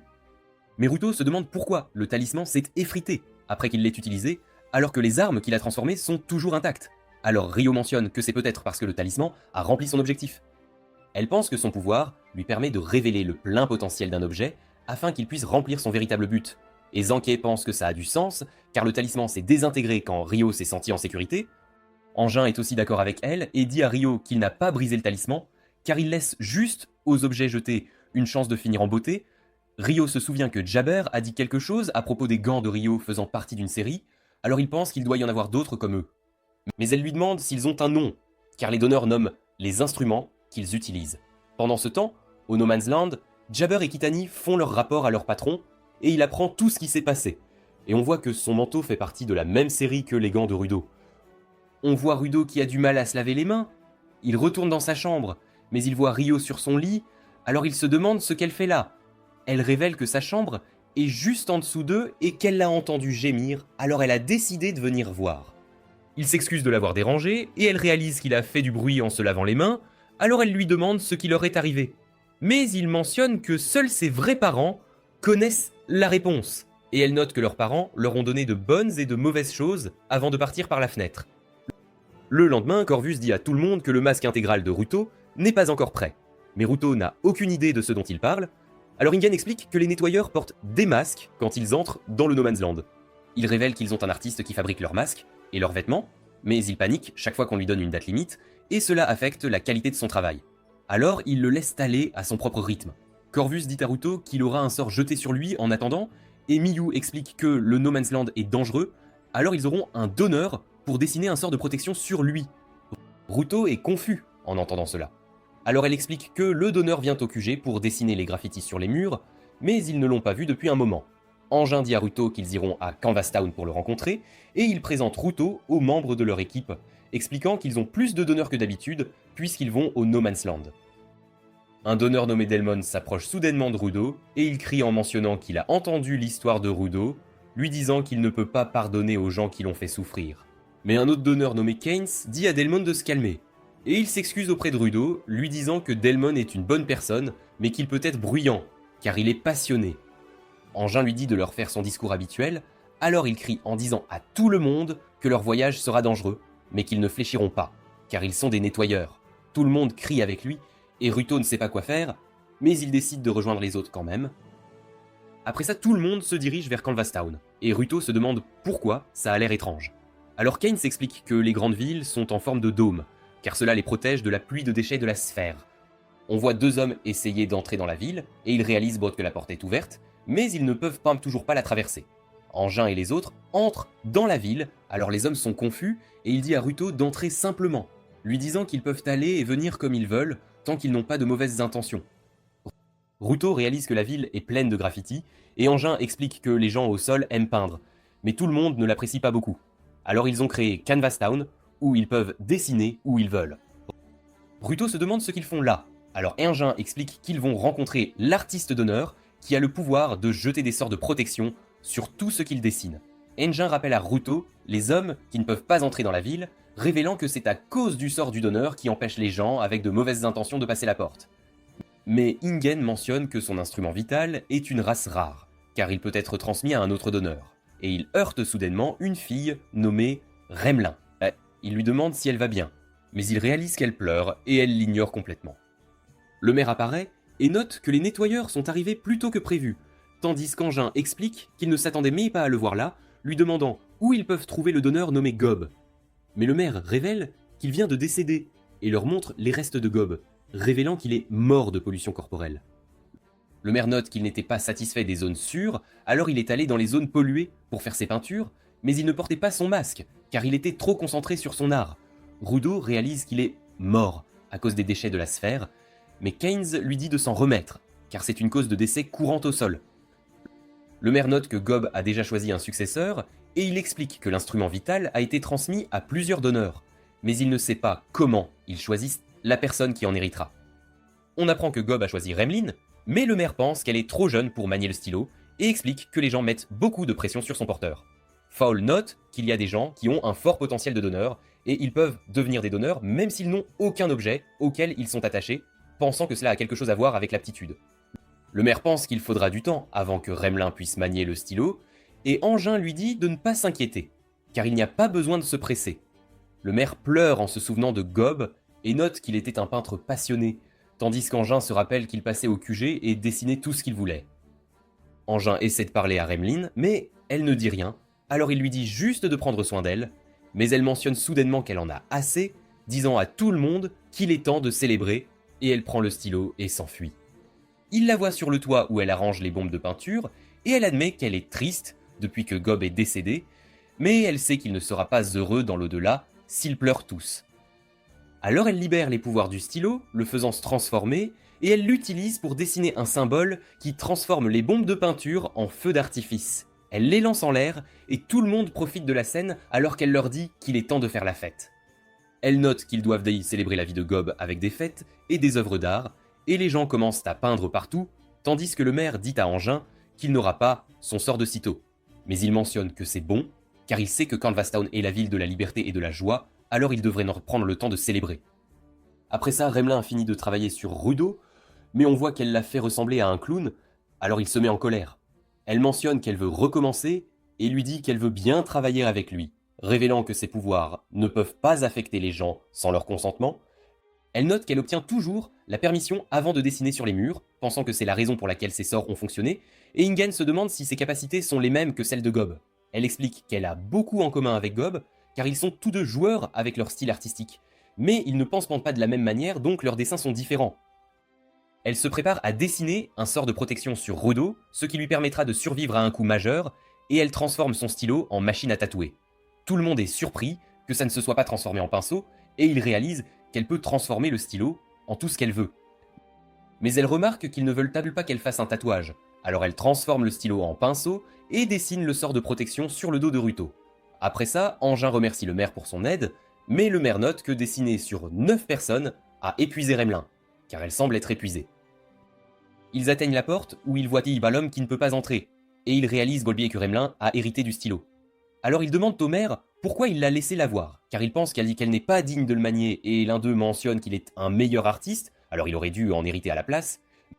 Mais le maire leur dit de se taire, et explique qu'ils ne peuvent pas entrer dans la ville à cause de leur attitude, leur disant qu'ils ne méritent pas d'être appelés artistes, car ils ne se soucient que de la gloire. Angin part avec les autres, alors le maire et Remlin leur font leurs adieux, et Angjen dit à Ruto qu'ils retourneront au QG pour son masque intégral. Mais il se dirige d'abord vers une décharge, et Angjen dit à Ruto de choisir tout ce qu'il veut, alors il fouille dans les ordures. Après ça, il rencontre l'artiste Auguste, qui révèle qu'il a enfin terminé le masque de Ruto, et il mentionne que ce sera un ajustement parfait, car il a déjà pris les mesures de Ruto pendant qu'il dormait. Ruto fut choqué d'entendre ça, et Auguste note qu'il n'avait pas verrouillé sa chambre, alors il a pu entrer pendant que Ruto dormait. Esha s'approche soudainement de lui, et lui dit d'arrêter de causer des problèmes à tout le monde, et elle l'appelle son grand frère. Alors Ruto réalise qu'ils sont frères et sœurs. L'équipe se prépare à partir, mais Ingen dit à Ruto d'enlever son collier, et il réalise que tout le monde se blesse, alors il devient confus. Mais Ingen lui dit de tenir son collier pendant qu'ils y mettent leur sang, et il mentionne que c'est comme un communicateur qu'ils peuvent utiliser pour parler aux gens avec qui ils ont échangé du sang. Ruto le remet, se demandant quel genre d'artefact c'est, mais Ingen lui dit qu'ils ont aussi besoin de son sang. Ils commencent à voyager vers le No Man's Land, mais Ingen dit à Ruto qu'il a apporté beaucoup de déchets, et il note qu'ils doivent pour marcher à un certain point, alors il lui ordonne de ne prendre que ce qu'il peut porter. Ils atteignent un désert appelé Penta, rempli de déchets transformés en poussière, et ils voient un monstre approcher, Alors Ruto se prépare à l'affronter. On voit le masque intégral qu'Auguste lui a fait. Et il se souvient comment Auguste lui a appris à le connecter à sa bouteille d'oxygène pour qu'il puisse respirer pendant qu'il est dans le No Man's Land. Ryo affronte 3 scorpions et les découpe avec ses ciseaux, tandis qu'un autre monstre fonce sur Zanké. Il esquive ses attaques et utilise son bâton pour le poignarder à la tête. Il est encerclé par des scorpions, mais Ingen descend soudainement du ciel et utilise son octodéchiqueteur pour pulvériser le sol, anéantissant les monstres en un instant. Mais il réalise qu'il en a manqué un, alors il dit à Ruto de s'en occuper. Celui-ci le charge avec un clavier, qu'il transforme en son instrument vital, il appuie sur plusieurs touches, et il s'envole dans les airs avant d'écraser le scorpion à mort. Engin pense qu'il y a des déchets enfouis sous la poussière, mais il entend Gris réprimander Tom pour avoir écrit ses rapports en plein combat, lui disant que c'est trop dangereux. Elle explique qu'elle voulait tout noter immédiatement, de peur d'oublier, et elle ajoute qu'elle fait confiance à tout le monde, lui rappelant que c'est leur devoir de la protéger. Rudo voit une femme s'approcher et elle se présente comme Amo. Mais tout le monde se demande pourquoi ils n'ont pas pu sentir sa présence. Ils ne sont pas sûrs que ce soit la femme qu'ils cherchent, et Ryo décide de lui demander directement si elle a vu des gens voyager entre la sphère et le sol. Elle mentionne que Ryo avait raison, alors Engin réalise que c'est bien elle qu'il cherche. Mais elle précise qu'ils ne peuvent pas parler ici, car l'air n'est pas bon pour ses poumons.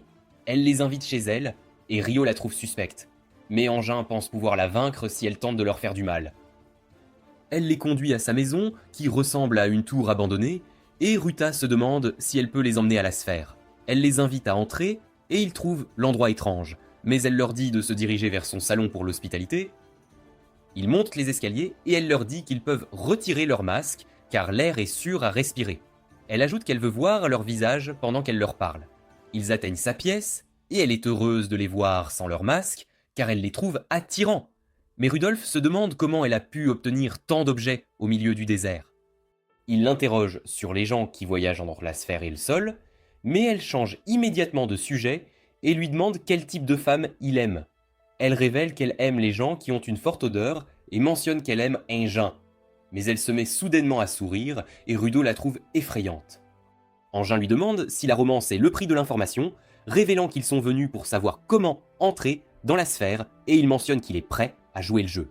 Mais elle est contrariée en entendant cela et elle commence à perdre patience car elle pensait qu'ils étaient venus lui parler. Mais elle réalise qu'ils veulent juste l'utiliser. Engin lui dit qu'il est intéressé par elle, mais elle sait qu'il ment. Alors elle mentionne qu'elle ne l'aime plus et il lui dit de couvrir son corps car il ne peut pas se concentrer. Mais elle est en colère car il se plaint de sa tenue et elle lui dit qu'elle rompt avec lui en libérant ses pouvoirs. Alors il réalise qu'elle est une donneuse, mais Ruto voit le motif sur ses bottes, réalisant que cela fait partie de la même série que ses gants. Delmon tire soudainement sur Agnon par derrière et il est assommé. Alors Ruto demande à Delmon pourquoi il a fait ça. Ruto pense qu'Amo le contrôle, mais elle lui demande juste à nouveau quel type de femme il aime. Et elle se demande pourquoi il ne répond pas à sa question. Elle mentionne qu'elle veut parler à tous, car elle n'a pas beaucoup de visiteurs, mais elle précise qu'elle n'aime pas Engin. Rudo réalise qu'elle est folle, et Zanké ne veut pas lui parler, car elle a blessé Engin, lui disant qu'il l'écrasera puisqu'elle est leur ennemie. Elle pleure en entendant cela, et lui dit qu'il est méchant de la blesser. Mais Delman se met soudainement à attaquer Zank, qui pense qu'elle le contrôle. Mais il mentionne qu'elle est la raison pour laquelle il se bat, alors il fera tout pour la protéger, et Keynes sait qu'il n'est pas contrôlé. Alors tout le monde est confus, et elle leur dit que Delmon est son fan numéro 1, mais Keynes sait qu'elle ment, car il sait que Delmon ne trahirait pas ses camarades juste pour la vénérer. Mais elle leur dit qu'ils se sont trompés à son sujet, et il active son instrument vital alors qu'il se prépare à les affronter. Elle mentionne qu'elle a un autre fan parmi eux, et Rudos se souvient soudainement des officiers de la sphère qui le méprisaient pour sa saleté. L'un d'eux l'attrape, alors il panique, mais on voit que c'est en fait Keynes qui le sauve du pistolet à eau de Delman. Keynes dit à tout le monde que l'instrument vital de Delman fait grossir tout ce qu'il touche en forçant sa cible à absorber l'eau. Mais s'ils absorbent trop de liquide, leurs corps finiront par éclater. Il pense que Delman a utilisé sa buse silencieuse pour tirer sur Engin par derrière, mais il note qu'il ne l'a jamais utilisé sur une personne auparavant, alors il se demande ce qu'Amo lui a fait. Ryo se prépare à l'affronter, et Zanké essaie de l'arrêter, mais elle se demande s'il est de leur côté, car Amo a mentionné qu'elle avait un autre fan parmi eux. Delmon lui tire dessus pendant qu'elle est distraite et fait un trou dans le bâtiment, mais on voit qu'elle a pu l'esquiver et elle réalise qu'elle a failli mourir. Keynes dit à Ruto de se relever, mais il commence à parler tout seul, et on voit qu'il hallucine à propos des officiers de la sphère. Tout le monde sent quelque chose de familier, et nous apprenons qu'Amo les fait halluciner sur leurs proches en utilisant leur odorat pour leur faire se souvenir de leur passé. Ruto se souvient de Chiwa, qui lui montre l'ours en peluche qu'il lui a donné, et elle mentionne qu'elle le chérira pour toujours. Mais il se souvient qu'elle l'a juste jeté quand il était sur le point d'être jeté dans la fosse, et il commence à parler à Amo. Alors Keynes réalise qu'elle le fait halluciner. Elle révèle qu'elle utilise ses bottes pour créer une odeur qui rappelle à chacun les moments heureux passés avec les gens qu'ils aiment, et cela leur donne envie de la protéger. Zanke et Keynes portent leur masque pour que son pouvoir ne les affecte pas, et ils se préparent à l'affronter. Mais Ruto voit Chiwa se faire arrêter par des officiers, et Amo lui dit de la sauver. Alors il repousse Zanke et Keynes d'un coup de poing, et il voit que Ryo et Falo sont aussi sous son emprise. Il réalise qu'ils sont encerclés, et Keynes comprend qu'il n'a pas le choix, alors il se prépare à utiliser son instrument vital. Amo mentionne qu'elle a maintenant beaucoup de fans, alors elle pense que Keynes et Zonka n'ont aucune chance. Mais Keynes active son instrument vital. Delmon charge avec les autres, mais Keynes fait tourner son arme, et elle libère des cordes dans toutes les directions, lui permettant de les immobiliser tous. Amo leur dit de faire quelque chose, mais Keynes explique qu'ils ne peuvent pas bouger, car la corde se resserre à mesure qu'ils essaient de résister. Mais ils essaient toujours de l'attaquer, et Amo explique que cela n'a pas d'importance, car ils mettront leur corps en jeu pour la protéger. Keynes note que son instrument vital est une quenouille, mais il réalise qu'elle ne sait pas ce que c'est, alors il explique que c'est utilisé pour enrouler du fil. Il la fait tourner une fois de plus, et ils sont tirés vers lui, alors qu'il les piège complètement avec ses cordes.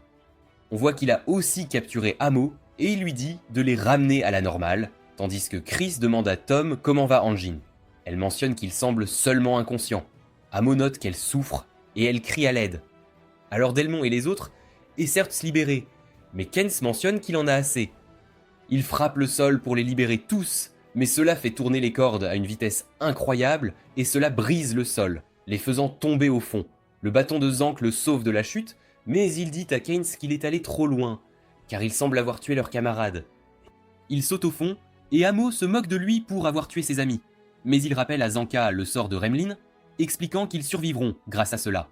La blessure de Rudo guérit grâce au sort de protection, et Engin apparaît derrière Amo, révélant qu'il lui a retiré une de ses bottes. Elle lui dit de la rendre, et explique qu'elle ne veut pas qu'il la touche, car elle perdrait l'odeur de quelqu'un d'important pour elle.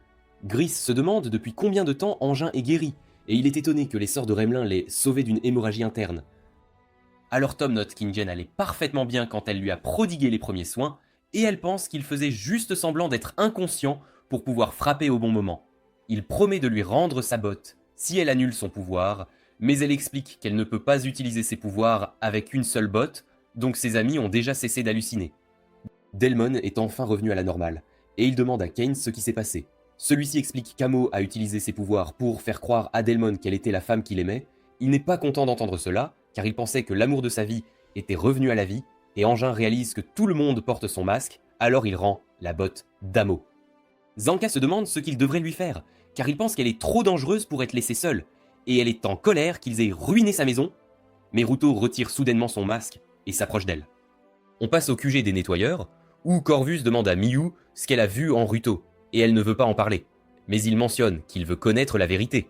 Alors elle révèle qu'elle a vu quelque chose qu'elle n'avait jamais vu auparavant, et note qu'il semble y avoir une malédiction qui grandit en lui, ce qui pourrait finir par détruire le monde. On revient à Amo qui pense que Rudo a retiré son masque parce qu'il veut la sentir, mais il lui fracasse soudainement la tête. Tout le monde est choqué de voir ça, mais il continue de la frapper. Alors Engin l'éloigne et lui dit de se calmer. Gris mentionne qu'il n'avait pas besoin d'aller aussi loin, lui rappelant que c'est une fille. Mais Ruto explique que cela n'a pas d'importance et note qu'elle méritait la correction, car elle a essayé de les tuer. Mais Ingen se demande comment ils sont censés obtenir des informations d'elle, et Ruto voit qu'elle est inconsciente, alors il réalise qu'il a tout gâché. Ingen dit à Ruto qu'ils doivent parler, et il ordonne à Tom de la soigner. Ruto révèle qu'on lui a appris à maîtriser sa colère quand il était encore dans la sphère. Mais quand les gens l'ont envoyé au sol, il a réalisé qu'il ne pouvait pas gagner s'il se contentait de la retenir. Il note qu'il vient de réaliser qu'il est revenu à son ancien moi, qui frappe juste les gens autour de lui, car il ne peut pas contrôler l'obscurité en lui. Alors il pense qu'il n'a pas changé du tout. Engin mentionne qu'il aime les jolies femmes et qu'il n'apprécie pas d'être avec des enfants et des femmes qui ont des problèmes. Mais il ne peut pas le cacher aux filles, et il sait que c'est l'un de ses mauvais traits.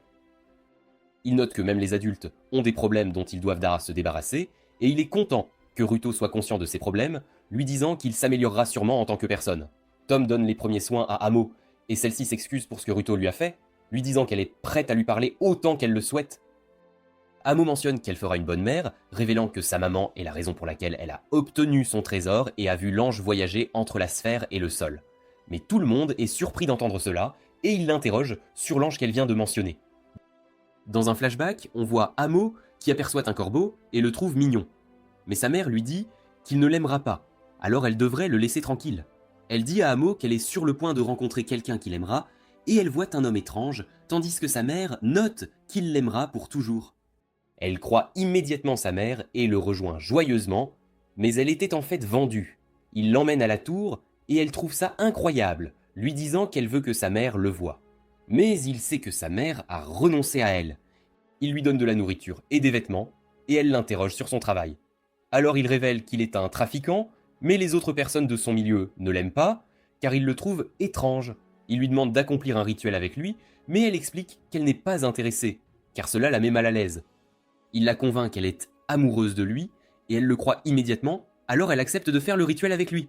Après s'être réveillée, elle voit l'homme se dire qu'il n'est pas seul, et elle est heureuse d'avoir enfin rencontré son premier amour. Mais deux étrangers apparaissent soudainement. L'homme est en colère car ils sont en train d'entrer par effraction, et il se prépare à les combattre avec son instrument vital. Mais l'un d'eux fonce et l'assomme. Les étrangers prennent ses bottes et les donnent à Amo, lui disant de les utiliser, car elles combleront le vide dans son cœur. Et les étrangers voient une ouverture dans la pièce. Alors ils se préparent à partir en lui disant de prendre soin des bottes jusqu'à ce que le moment vienne, et ils développent soudainement des ailes. Alors elle pense que ce doivent être des anges. Elle les regarde s'envoler, et l'homme se réveille. Alors elle lui dit qu'elle vient de voir un ange, mais il la pousse soudainement et la réprimande pour avoir pris ses bottes. Il la frappe du pied en la traitant de voleuse et note qu'elle est censée suivre ses ordres. Mais elle réalise soudainement que sa situation n'est pas normale. Elle pense à la façon dont ses sentiments ont soudainement changé, réalisant que c'est à cause des bottes, et elle croit qu'elles lui vont mieux, alors elle refuse de les rendre. Elle active leur pouvoir, et l'homme se demande pourquoi elles lui répondent, puisque les instruments vitaux ne peuvent être utilisés que par leur propriétaire. Elle note qu'elle ne sait rien des instruments vitaux, mais les anges lui ont dit de garder les bottes, et elle mentionne que son cœur se sent plein quand elle les tient, alors elle veut les garder. L'homme refuse de la laisser les avoir, et essaie de les lui prendre, mais elle mentionne que son cœur est rempli d'émotions, et le supplie de la laisser garder les bottes. Mais il lui dit de lâcher prise, car elles lui appartiennent, et elle commence à perdre la tête, alors elle lui crie de lui donner ce qu'elle veut. Mais il la frappe du pied, et ils commencent à se battre pour les bottes, mais elle finit par le mordre et le pousse hors de la tour. Elle réalise qu'elle vient de le tuer, et commence à se poser des questions, se demandant comment elle a fini là. Elle sait que sa mère l'a vendue, mais elle refuse d'accepter la vérité. Alors elle se dit que sa mère l'a envoyée pour qu'elle puisse tomber amoureuse de quelqu'un.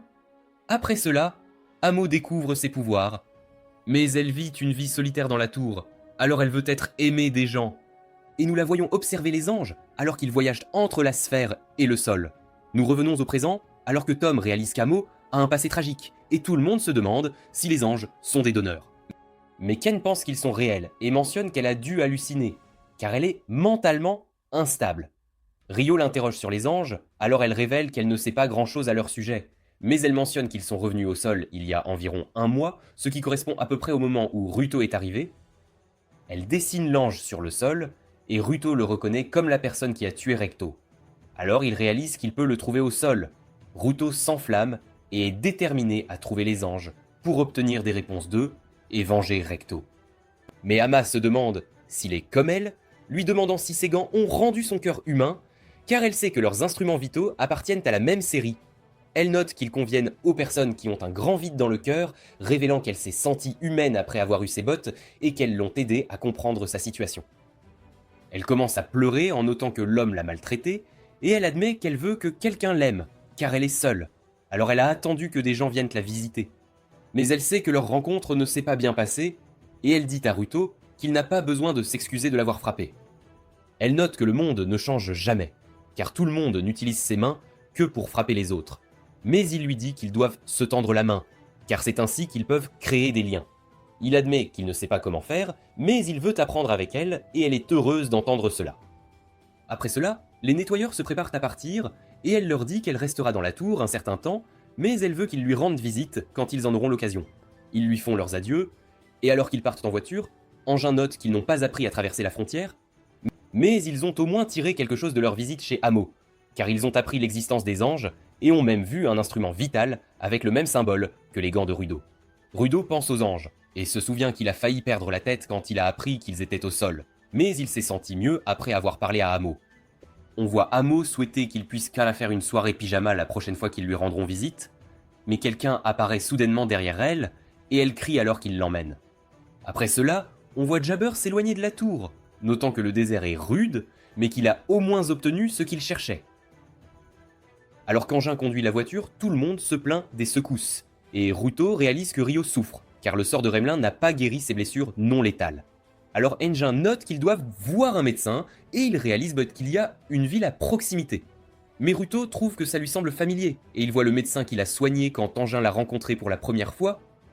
Sa patiente n'est pas contente de la façon dont il la traite, car elle n'arrête pas de lui crier dessus, mais elle lui dit de s'y faire et note qu'elle doit finir son travail, car ses petits-enfants vont lui rendre visite aujourd'hui. Après qu'elle l'ait soigné, il paie, et lui dit qu'il ne reviendra jamais. Mais Ingen la trouve cool, et révèle qu'elle a été la toute première docteure à traiter la pollution corporelle. Il explique qu'elle a étudié des objets pollués pour trouver un traitement à la pollution corporelle, mais son comportement a été affecté par son exposition à ceci, ce qui explique pourquoi elle crie toujours.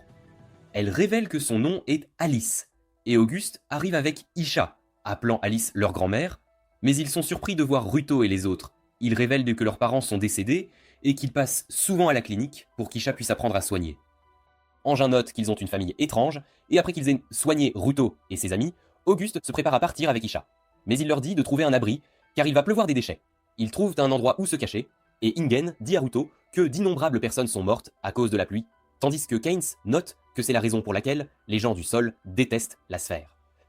Rio se demande comment Ruto et les anges ont pu franchir la frontière, et il explique qu'il ne sait pas, car il ne se souvient pas de tout clairement, mais il a l'impression d'avoir vu quelque chose.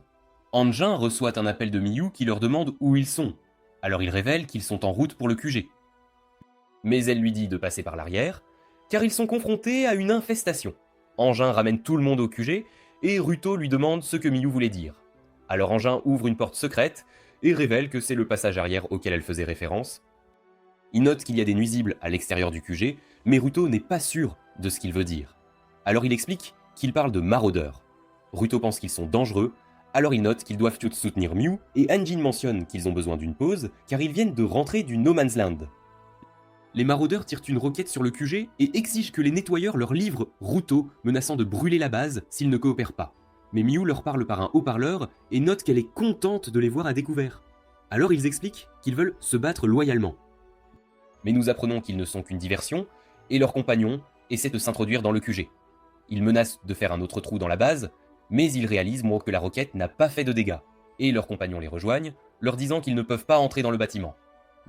Miyu leur dit qu'il faut la permission de l'ermite invincible pour entrer, mais elle sort pour les affronter et leur dit de venir se battre. L'un d'eux lui tire une roquette, mais elle utilise son pouvoir pour ralentir le temps et la leur renvoie, les faisant exploser. Ils ouvrent le feu, mais elle esquive leurs balles grâce à son incroyable capacité et les met facilement en déroute. Angan n'est pas surpris qu'elle les ait tous vaincus et elle lui dit que ce ne sont que des minables de bas étage, mais elle se demande comment ils ont découvert qu'il y a un sphéroïde dans la base. On voit un homme boire dans un bar, on apprend qu'il y va toujours pour se détendre, mais il voit les nettoyeurs et les trouve effrayants, avec leurs regards si étranges. Mais Rio dit à Ruto qu'elle a accidentellement fini son verre et l'homme panique en le voyant. Il a l'air de perdre la tête, alors il s'enfuit. Les nettoyeurs commencent à manger ensemble, mais Ruto pense qu'ils n'ont pas le temps de se reposer puisque leur base vient d'être attaquée, mais ses amis lui disent qu'il est important de faire des pauses. Ils lui disent que ce n'est pas la première fois qu'ils sont attaqués, et Anjin note que Miyu a battu les assaillants à chaque fois, alors Ruto réalise à quel point elle est compétente, mais il se demande pourquoi elle n'est qu'une simple réceptionniste. Alors Anjin explique que ses lunettes ne sont pas efficaces contre les bêtes déchets, et note qu'elle aime travailler dans un bureau. Rio explique que tous les donneurs ne chassent pas les bêtes déchets, et que ceux qui veulent utiliser pleinement leurs instruments sont devenus des attaquants, tandis que ceux qui souhaitent les préserver deviennent des défenseurs. Une fille les rejoint soudainement, et révèle qu'elle fait partie de l'équipe enfant, mais Ruto se souvient de l'un d'eux, alors il lui dit qu'il ne partagera rien avec lui aujourd'hui. La fille salue Ruto, mais il ne la reconnaît pas, Alors elle lui rappelle qu'elle était dans la pièce pleine de nettoyeurs quand il est arrivé pour la première fois à la base. Leur chef Buru réalise qu'ils ne se sont pas présentés, alors il révèle que son nom est Guetta, tandis que le garçon s'appelle Deer. Guetta interroge Ruto sur la sphère, mais Buru lui dit de ne pas en parler en dehors de la base, et Engin note que les maraudeurs qui ont attaqué la base ont obtenu leurs informations de quelqu'un au bar. Il pense que la personne qui leur a donné l'info veut tester les défenses du QG, mais elle continue de poser des questions à Ruto. Alors il s'enfuit. Un étranger parle à Ruto qui lui dit qu'ils ont été attaqués par des bandits, et l'homme pense que les pillards sont derrière l'attaque, alors il dit à Ruto de se méfier d'eux. Il note que leur nouveau chef est impitoyable, et il dit à Ruto qu'il cherche de quelque chose comme ce qu'il tient, et Ruto réalise qu'il a les bottes d'Amo. L'homme révèle qu'il est le chef des pillards, alors les nettoyeurs se précipitent vers lui, mais sa compagne utilise son instrument vital pour créer un portail qui aspire les donneurs à l'intérieur. Les nettoyeurs sont envoyés dans une pièce sombre et ils se demandent où ils sont, mais ils voient les pillards, alors ils se préparent à les affronter. Ruto interroge leur chef sur Amo et Engin se demande ce qu'il cherche, mais le patron mentionne que tout se déroule selon son plan. Des ordures tombent du plafond et le patron tire Ruto vers lui, tandis que cela emporte les autres nettoyeurs. Zanke lutte pour rester en place, mais il voit Engin chevaucher son parapluie, et il dit à Zanke qu'il sera enseveli s'il lutte contre le courant. Alors il décide de se laisser porter, mais ils finissent par être séparés. Le patron lâche Ruto et il se demande où sont ses amis, alors le patron lui dit que ça n'a aucune importance, mais il ordonne aux autres pillards de s'occuper d'eux. Ils sautent dans des portails séparés, et après leur départ, le patron révèle que son nom est Zodel, et il invite Ruto à le rejoindre, révélant que son objectif est de détruire la sphère. Il révèle qu'il ne l'a jamais vu auparavant, mais il sait que Ruto pense à ce qui arrivera aux gens qu'il déteste après sa destruction. Il dit à Zodel de ne pas changer de sujet et lui demande ce qui est arrivé à ses amis, mais il explique que c'est Ruto qui essaie de changer de sujet. Il explique qu'il a déjà répondu à la question de Ruto à sa manière et lui dit d'écouter tout ce qu'il lui dit, car il déteste gaspiller ses mots. Alors Ruto réalise qu'il est difficile à gérer et pense qu'il est retenu captif par les paroles de Zodul, mais il sait qu'il ne peut pas le combattre car il n'a pas assez de déchets avec lui. Zodul lui demande pourquoi il a rejoint les nettoyeurs, alors il explique que c'est pour trouver un moyen de retourner à la sphère, mais Zodul pense que les nettoyeurs ne l'aideront pas, car cela ne correspond pas à leur devoir. Rio se demande où sont les autres nettoyeurs, et elle se promène pour les chercher, mais une fille nommée Nawerd apparaît soudainement derrière elle. Rio réalise qu'ils ont tous été séparés afin que les pillards puissent les combattre en un contre un, et Nawerd note que Zodul les punira s'ils ne terminent pas leur mission. On voit Jabber charger Zanka qui parvient à bloquer ses attaques, et il semble être de force égale. Mais Jabber voit un acide corrosif, et il saute vers lui, se demandant ce qui se passera s'il le touche. Cela finit par lui brûler la main. Alors il hurle de douleur, mais Zanka réalise que sa griffe gauche a absorbé l'acide. Jabber explique que sa griffe droite contient une neurotoxine, mais il s'ennuie parfois de l'utiliser. Alors il utilise son autre griffe pour tester d'autres substances. Il lance l'acide sur Zonka, mais celui-ci soulève le sol pour se protéger et le projette vers Jabber qui finit par être écrasé.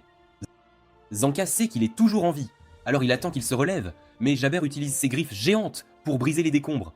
Il est heureux de pouvoir enfin se déchaîner contre un adversaire digne de ce nom, et Zanka n'arrive pas à croire qu'il se retenait tout ce temps, mais il dit à Zanka de le combattre avec toute sa puissance. On voit Ingen attendre qu'un pillard l'approche, et il commence à le narguer, mais le pillard ne sort pas de sa cachette, et il pense à quel point Ingen est impressionnant. Deer et Burrow se demandent où ils sont, alors leur adversaire révèle qu'ils sont sous terre, leur disant qu'ils peuvent utiliser leur collier pour le confirmer. Rio réalise que son collier ne fonctionne pas, puisqu'elle n'est pas à la surface, et Norud révèle que leurs ordres sont de les tuer. Elle se prépare à combattre Rio qui sort ses ciseaux, mais note qu'elle n'aime pas se battre contre des gens. Nawarud lui dit de ne pas se retenir si elle veut revoir ses amis. Alors elle active son instrument vital et l'utilise pour couper les cheveux de Nawarud. Elle réalise qu'il est difficile d'esquiver les attaques de Rio, mais elle explique qu'elle ne veut pas de sang sur ses ciseaux. Alors elle prévoit de les utiliser juste pour couper les cheveux de Naourt. Elle pense avoir l'avantage puisque l'instrument vital de Naourt est son peigne. Alors elle utilise probablement ses cheveux pour se battre. Rio charge, mais elle réalise soudain qu'elle ne peut plus bouger, et elle tombe au sol, se demandant pourquoi elle a été blessée en touchant les cheveux de Norwood. Alors elle révèle que son instrument vital est un peigne en plastique, qui crée de l'électricité statique, et elle dit à Rio qu'elle sera choquée si elle touche ses cheveux. On passe à la fille qui crée des portails, elle utilise ses pouvoirs pour vérifier ce qui se passe, mais elle est surprise de voir un pillard donner des informations sensibles. On voit le pillard Bundus alors qu'il demande à Burrow si Deer est son fils, alors il explique qu'il le traite comme tel, mais qu'ils ne sont pas liés par le sang. Il note qu'ils doivent partir de là le plus vite possible car Deer aura sommeil s'ils rentrent avant la nuit, et Bundus se demande quel âge il a. Alors Burrow révèle qu'il vient d'avoir 10 ans, et il demande à Bundus s'il est là pour les combattre, puisqu'il ne semble pas hostile. Alors il admet qu'il n'a pas envie de se battre, et qu'il n'est là que sur les ordres de Zotel, mais il note qu'il a d'autres objectifs. Burrow se demande s'ils peuvent éviter le combat, mais Bundus explique qu'il doit les vaincre pour accomplir l'un de ses objectifs, leur disant qu'il veut des informations. Il active son instrument vital, qui crée des doigts marcheurs, et note que s'il lui donne les informations qu'il veut, il leur dira ce qui se passera si les nettoyeurs perdent. On voit Corvus au QG où Mew lui raconte ce qui est arrivé à Ruto et à ses amis, et elle suggère d'envoyer des gens pour les chercher. Mais Corvus se contente de boire son café, et elle se demande pourquoi il ne porte pas son collier, lui disant que cela aidera les autres à le contacter. Il lui dit de rassembler les nettoyeurs disponibles, et note qu'il trouvera où sont Ruto et ses amis, révélant qu'il connaît un courtier en information qui pourrait les aider. On revient à Bundus alors qu'il interroge Burrow sur Corvus, alors il pense que Bundus veut obtenir des informations importantes sur les nettoyeurs, mais il explique qu'il veut juste satisfaire sa curiosité. Il promet de ne pas parler de leur conversation aux autres pillards, mais note qu'il ne partira pas tant que Burrow n'aura pas répondu à ses questions, donc il ne pourra pas rentrer avec Deer avant l'heure du coucher. Il décide de coopérer, alors Bundus l'interroge sur le plat préféré de Corvus, et Burrow lui dit que Corvus aime les sucreries. Bundus lui pose des questions plus triviales sur Corvus, mais Burrow ne connaît pas les réponses, et il se demande pourquoi Bundus veut apprendre des faits si inutiles. Deer commence à s'impatienter, alors Burrow ne sait pas quoi faire, mais Bundus leur dit que c'est son tour, et révèle que les pillards prévoient de donner les nettoyeurs en pâture à une bête déchet. Il note que les pillards ont réussi à cultiver des bêtes déchets, et Burrow se demande pourquoi il leur raconte ça gratuitement. Mais il explique que les informations que Burrow lui a données sur Corvus sont précieuses, car elles lui ont permis de mieux comprendre Corvus. On revient à Jabber qui révèle qu'il a passé beaucoup de temps à combattre des adversaires plus forts que lui, mais il a fini par devenir si puissant que les combattants moyens ne sont plus de taille face à lui. Il révèle qu'il aime se donner à fond, et combattre des adversaires qu'il ne peut pas vaincre car cela le fait se sentir vraiment vivant, et il dit à Zanke de lui montrer toute sa puissance, mais celui-ci ne trouve pas de moyen de vaincre Jabber. On passe à Zodul qui sait que la sphère est un lieu d'abondance grâce aux déchets qu'il jette, et il note que les humains changent en fonction de leur environnement. Mais il se demande pourquoi lui et Ruto ont le même regard dans les yeux, puisque Ruto a été élevé dans la sphère. On a appris que Jabber avait dit à Zotel que Ruto sentait comme lui, alors il s'est intéressé à Ruto et a voulu le rencontrer, mais il dit à Zotel qu'il aurait pu lui parler comme une personne normale. Il ajoute qu'il ne veut pas détruire la sphère puisqu'il veut juste y retourner pour pouvoir tabasser les gens qui ont ruiné sa vie, et il dit à Zotel qu'ils ne sont pas pareils. Mais Zotel se demande ce qui est considéré comme normal, et il parle à Ruto du culte qui vénère les déchets qui tombent, révélant que beaucoup de ses adeptes finissent par être écrasés par les mêmes déchets qu'ils vénèrent. Ils pensent que c'est normal pour eux puisque c'est tout ce qu'ils connaissent, et ils sont étiquetés comme hérétiques s'ils s'y opposent, mais ils notent qu'il y a un moyen de les sortir de leur délire, disant qu'un choc au système les réveillera. Il sait que Rutil a pu contrôler ses pouvoirs après que Jabber l'ait choqué, et il pense à qui Jabber est en train de combattre, se demandant s'il éveillera ses pouvoirs ou finira par mourir. On revient à Zanka, alors que Jabber le charge, et il pense qu'il n'a aucune chance puisqu'il manque de talent, mais il décide quand même de se battre avec tout ce qu'il a. Jabber le repousse et l'attaque avec ses griffes, et Zanka parvient à l'éviter, mais Jabber se jette sur lui et brise le sol. Zanka détruit les rochers, qui sont sur le point de le frapper, mais Jabber apparaît derrière lui et le repousse avant de faire tournoyer ses griffes pour créer une tornade. Zanka se précipite et frappe de toutes ses forces, mais Jabber apparaît au-dessus de lui et le repousse d'un coup de pied. Il essaie de l'achever, mais Zanka utilise ses dents pour arrêter les griffes de Jabber, lui disant qu'il ne mourra pas encore. Il utilise son bâton pour briser les côtes de Jabber et le repousse d'un coup de poing, et il commence à passer à l'offensive. Alors Jabber réalise qu'il avait raison à son sujet, lui disant de continuer à se battre. Alors Zonka saute en avant et essaie de le frapper du pied, mais il parvient à l'esquiver.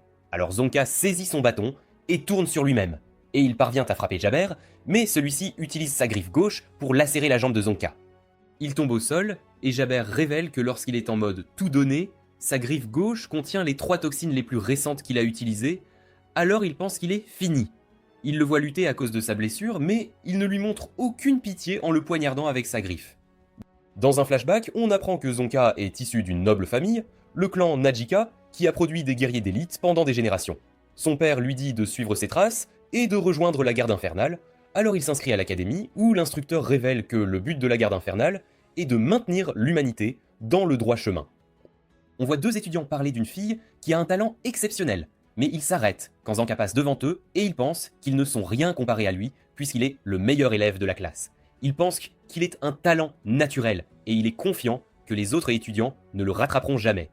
Mais on apprend qu'il travaille dur en coulisses pour garder la première place.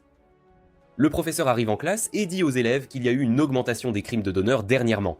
Alors ils ont besoin d'un garde infernal capable de tenir tête aux donneurs. Il note que la classe étudie à l'académie depuis 3 ans, mais ils ont besoin d'un nouveau talent et d'un garde infernal, alors il présente une fille nommée Io à tout le monde.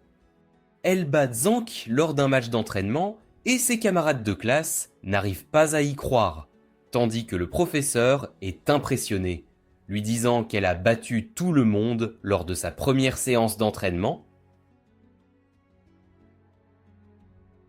Il pense qu'elle prendra le trône d'or, qui est le siège le plus exalté décerné au meilleur élève de l'année, mais ses camarades de classe ne l'aiment pas car ils la trouvent arrogante. Ils pensent qu'elle n'a pu les vaincre que parce que son style les a pris au dépourvu. Mais ils sont surpris qu'elle ait battu Zanka, qui note qu'il doit s'entraîner plus dur pour la rattraper. Il fait le malin et s'éloigne, mais on voit qu'il est en fait contrarié car il a fait de son mieux pendant leur match d'entraînement, mais il a quand même perdu contre elle. Il note qu'il s'entraînera plus dur pour garder la première place, mais Io lui dit que son nez saigne, et il réalise qu'elle l'a entendu.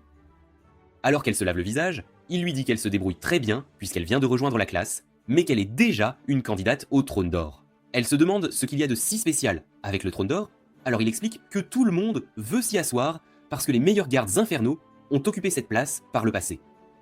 Mais elle pense qu'il veut juste le prendre pour que tout le monde le trouve impressionnant, lui disant que ça n'en vaut pas la peine.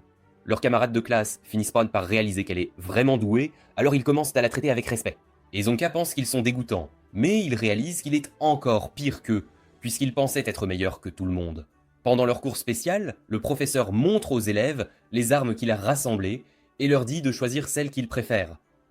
Il explique que les gardes Hachal doivent être capables d'utiliser plusieurs armes, mais choisir une bonne arme est une compétence importante, et le bâton attire l'attention de Zanka. Après cela, Enjin demande à Zanka ce qu'il fait, au fond d'un puits, et il n'arrive pas à croire que Zanka soit là depuis 3 jours. Il explique qu'il a rampé dans le trou après le cours spécial où ses camarades de classe ont choisi les armes qui semblaient efficaces, mais il a décidé d'opter pour le bâton. Il pensait qu'il avait des pouvoirs cachés, mais il s'est avéré que ce n'était qu'un bâton aléatoire qui s'était mélangé aux autres armes. Alors tout le monde l'a regardé fixement pour l'avoir choisi, ce qui l'a embarrassé, tandis que Hyo a choisi une épée comme arme. Il pense qu'il est le pire puisqu'il voulait que tout le monde pense qu'il était un talent naturel, mais il sait maintenant qu'il n'y a rien de spécial en lui. Il note qu'il veut mourir puisqu'il pense qu'il est aussi nul que le bâton qu'il a choisi, mais Enjin se demande si une médiocrité comme lui peut battre un talent naturel. Il sait que Zonka n'a toujours pas abandonné, puisqu'il tient toujours son bâton, même s'il sait que ce n'est qu'un bâton aléatoire. Alors qu'Enjin se prépare à partir, il note qu'il retournera en ville, et il veut voir si Zonka peut vaincre des combattants plus doués quand il le reverra. Zonka sort du puits, et nous revenons au présent, alors qu'il se lève et invoque le bâton à ses côtés. Il crache du sang, mais il dit à Jabber qu'il ne mourra pas encore, car il doit prouver que même quelqu'un d'aussi médiocre que lui peut vaincre un talent naturel. Mais on apprend qu'il hallucine juste parce que les toxines de Jabber se sont déjà propagées à son cerveau, et Jabber commence à célébrer sa victoire. Mais il ressent soudain une douleur aiguë, car ses côtes sont brisées. Il est déçu que leur combat soit déjà terminé, mais Zonka se met soudainement à rire, et Jabber réalise qu'il s'amuse énormément, alors il le rejoint, et se met à rire aussi. On passe à Gueda, qui cherche les autres nettoyeurs, et elle note qu'elle ne sait pas quoi faire puisqu'elle est toute seule, mais elle est contente d'avoir déjà trouvé un ami. On voit que c'est un cafard, et il s'envole soudainement, alors elle le poursuit, mais il l'amène à un endroit étrange où elle voit un noyau avec des mains attachées. On revient à Jabber alors qu'il note que la fête est finie, alors il traîne Zonka et lui dit qu'il va le donner en pâture à la bête des chais. Mais ses jambes sont soudainement touchées par un tir, alors il tombe en se demandant ce qui s'est passé. Enjin entend le coup de feu, alors il regarde derrière lui, mais le pillard nommé Fusée commence à paniquer, parce que Zodul lui a ordonné d'amener les nettoyeurs en offrande. Il sait qu'il peut le faire, mais il est nerveux que Zodul le punisse, car il lui a été ordonné de capturer les nettoyeurs avant que les autres pillards n'aient terminé leur travail. Il note qu'il ne sait pas comment commencer un combat, alors il supplie Enjin de l'attaquer, mais celui-ci refuse de le faire.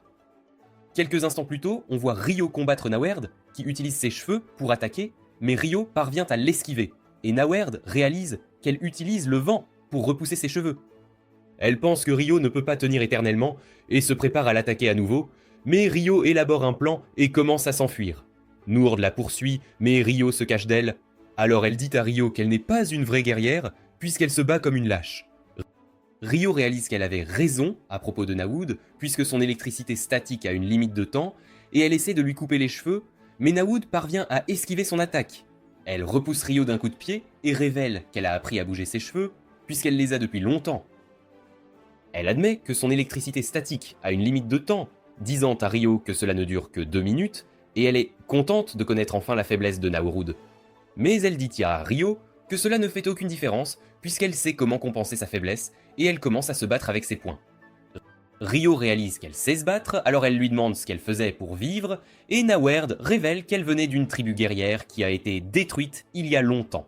Elle frappe Ryo avec son mouvement spécial, et celle-ci parvient à le bloquer, mais Nawerd lui dit que son arme ne convient pas à son style de combat.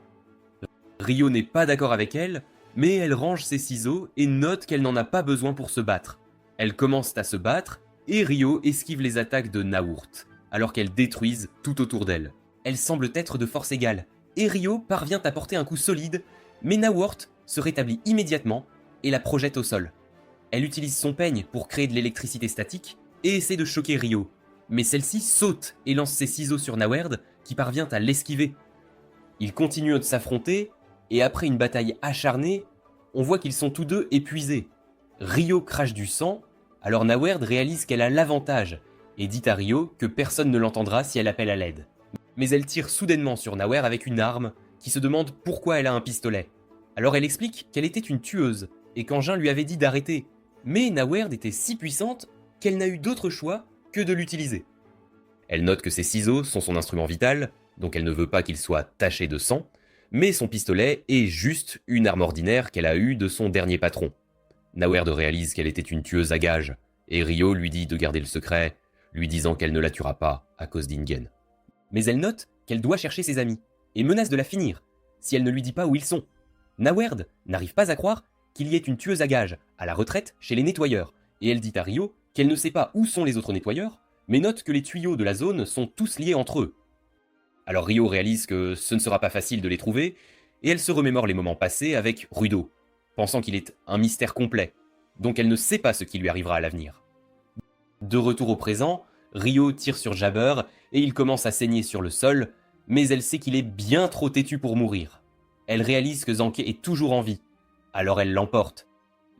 La fille du portail fait son rapport à Zodil, et lui donne une mise à jour sur la situation, alors il réalise que les nettoyeurs sont plus coriaces qu'il ne le pensait. Il lui dit qu'ils doivent continuer d'avancer, alors elle tire Ruto dans son portail, ce qui l'emmène au noyau. Il est en colère car les raiders le balancent, et dit à Zodul qu'il ne lui a encore rien dit. Mais Zodul rappelle à Ruto qu'il lui a déjà fait une offre et même parlé de leur objectif. Mais Ruto menace de le frapper, lui disant qu'il ne l'aime pas du tout. Alors, Zodo réalise qu'il est difficile de négocier avec lui. On voit Guetta se cacher derrière un rocher, tandis que Zodo offre les bottes d'Amo au noyau, le faisant se mettre à briller. Il dit à Ruto que les bottes viennent de la série Watchmen et note que leurs instruments vitaux en font aussi partie, lui disant qu'il essayait de créer sa propre entrée. Il révèle que les entrées de la série existent depuis plus longtemps que les autres instruments vitaux et qu'elles détiennent toutes un pouvoir inimaginable parce que l'anima original d'Honor était à un niveau complètement différent. Zodul note qu'il n'a pas pu créer de nouvelles entrées, peu importe ses efforts, mais il a découvert quelque chose d'inattendu, révélant que les instruments vitaux peuvent être utilisés pour créer des bêtes de déchets. Ruto se demande s'il y a d'autres objets qui font partie de la série Watchmen, et il se souvient du moment où Recto lui a donné ses gants, se demandant comment il les a eus alors que les autres entrées sont au sol. Zotul trouve étrange que Ruto ait fini avec les gants, puisqu'il vient de la sphère, et il se demande comment Rudo peut encore conserver sa santé mentale, puisqu'il a une entrée de la série Watchmen. On apprend que les entrées sont si puissantes qu'elles rendent les gens normaux fous. Alors Rudo se demande pourquoi il n'est toujours pas devenu fou, et Zodo mentionne qu'il est aussi toujours sain d'esprit. Ils pensent qu'ils ont tous deux perdu une partie importante de leur humanité, ce qui explique pourquoi ils peuvent utiliser les entrées sans problème, et il déchaîne ses pouvoirs. Il dit à Ruto qu'il veut savoir ce qui se passera si l'un d'eux utilise toutes les entrées, disant qu'il doit apprendre la réponse pour atteindre son objectif, et il révèle que son entrée ratée s'est transformée en bête de déchets. Il explique qu'elle a évolué grâce aux offrandes d'autres instruments vitaux et note que tout se passe selon son plan, révélant qu'ils utiliseront sa bête de déchets géante pour voler à travers la frontière. Mais Gyuida réalise qu'ils sont à l'intérieur d'une bête de déchets, alors elle devient excitée, disant à tout le monde que c'est l'heure de la bataille de Kaiju. Angan ressent un tremblement de terre, et Fusée commence à paniquer, car il pense que Zodul exécute déjà son plan. Mais le sol arrête de trembler, et Engin commence à s'éloigner, en disant à Fu qu'il doit chercher ses coéquipiers. Mais Fu continue de le harceler, lui disant qu'il a ce qu'il faut pour le vaincre, mais qu'il ne peut rien faire à moins que quelqu'un ne lui donne des ordres. Il supplie encore une fois Engin de le frapper, mais celui-ci explique qu'il ne se battra pas tant qu'il n'aura pas trouvé une issue, et Fu lui dit qu'il peut s'échapper en détruisant le mur, puisqu'ils sont à l'intérieur d'une bête de déchets. Engin est surpris d'entendre cela, et Fu lui demande s'il est prêt à se battre, mais il note qu'il n'est pas intéressé. On passe à Buru, qui pense que le sol tremble parce que Dir a sommeil, et il lui dit d'arrêter de frapper le sol, puisqu'il est si puissant qu'il peut causer un désastre. Bindus note qu'ils sont sur le point d'atteindre le ciel, puisque Zodul exécute son plan, et il dit à Buru qu'ils sont à l'intérieur d'une bête de déchets. Buru est choqué d'entendre cela, mais Dir frappe le sol, et il semble être prêt pour la bataille. On revient à Engin alors qu'il dit à Fu que les humains ne sont pas sa spécialité, et il lui rappelle qu'il est un nettoyeur, donc c'est son devoir de détruire la bête de déchets. La bête de déchets se réveille et est sur le point de décoller, mais Dir et Buru activent leurs instruments vitaux. Barrow note qu'il n'aurait jamais pensé qu'une bête de déchets puisse devenir si massive, mais il se demande pourquoi ils n'ont pas besoin de masques, puisqu'il sait que les bêtes de déchets sont remplies de matériaux toxiques. Bundes note qu'ils sont à l'intérieur d'une bête spéciale, mais il ne connaît pas la réponse à leur question, et Burrow utilise son instrument vital pour lancer Dir vers le mur. Bindus pense qu'il est sur le point de briser le mur, mais son poing ne peut même pas l'endommager, et il continue de le frapper. Alors Bindus dit à Burrow de l'arrêter, mais celui-ci retient Bindus avec son instrument vital. Il lui dit d'écouter pendant que Dir progresse, et il entend le mur alors qu'il commence à se briser, réalisant que les attaques de Dir deviennent de plus en plus fortes. Buru explique que son instrument vital lui permet de drainer la puissance de sa cible, ce qui explique pourquoi sa force augmente à chaque attaque, et Bindus n'en croit pas ses yeux en réalisant que Dir est sur le point de détruire le mur. Il y fait un trou, mais Burrow réalise qu'ils ont encore un long chemin à parcourir avant d'atteindre la coque extérieure. Bundes note qu'il trouve Dir intéressant, mais il active son instrument vital qui crée des mains mécaniques, et il les utilise pour se libérer. Il pense qu'il obtiendra un prix s'il bat Direnburu, alors il décide de les affronter, mais le sol tremble soudainement et s'incline sur le côté, alors que la bête de déchets se prépare à voler. Tout le monde panique en commençant à tomber, mais Bundes sait qu'ils sont sur le point de traverser la frontière et il ne sait pas s'ils survivront, mais il veut toujours vaincre Dir et Burrow. Burrow attrape Dir et lui dit de ne pas s'inquiéter puisqu'ils s'en sortiront vivants, mais Bundes saute vers eux et note qu'il veut obtenir son prix. Ils sont sur le point de s'affronter, mais une voiture les interrompt soudainement, et ils réalisent qu'ils sont déjà à l'intérieur. Ils n'arrivent pas à croire ce qui vient de se passer et Bundes dit à Buru d'éviter les déchets, alors il essaye de diriger la voiture. Mais Bundes lui dit qu'il fait un travail terrible et il commence à paniquer car il pourrait mourir s'il s'écrase. Dir est sur le point de tomber, mais Bundes le sauve et il dit à Burrow de se concentrer sur la conduite, mais il réalise d'où est-ce que le volant a disparu. Les déchets les envoient léger voler et ils commencent à s'écraser contre les rochers, alors ils pensent qu'ils sont sur le point de mourir. Mais Bundes refuse d'abandonner, alors il utilise ses bras pour protéger la voiture, tandis que Burrows voit un poteau métallique et enroule son instrument vital autour pour changer leur direction. La voiture se lance vers un tuyau et ils n'arrivent pas à croire que ça ait réellement fonctionné, mais tout le monde est surpris de voir Engin qui se demande pourquoi ils sont partis en road trip avec un raider. Bundes lui dit de ne pas pointer son parapluie sur les gens et il voit Fu sur le sol. Alors il lui demande pourquoi il ne se bat pas contre Engin. Fu explique qu'Engin ne l'attaquerait pas quoi qu'il fasse, et on apprend qu'Engin a pointé son parapluie sur lui, mais il l'a ignoré pour chercher ses amis. Il dit à Fu qu'il ne veut pas se battre contre lui, mais Buru note qu'ils mourront s'ils ne sortent pas de là, puisque la bête de déchets volera vers la sphère. Il rappelle à Engin que les gens meurent quand ils essaient de traverser la frontière, et Engin réalise que Rudo peut enfin retourner à la sphère, mais il se demande comment une bête de déchets géante peut même voler. Buru note qu'ils doivent chercher les autres, mais il réalise soudain que leur collier fonctionne, et Miyu leur demande s'ils vont bien. Ingen est content de pouvoir enfin lui parler, et il lui parle de la situation, disant qu'il pourrait mourir en essayant de traverser la frontière.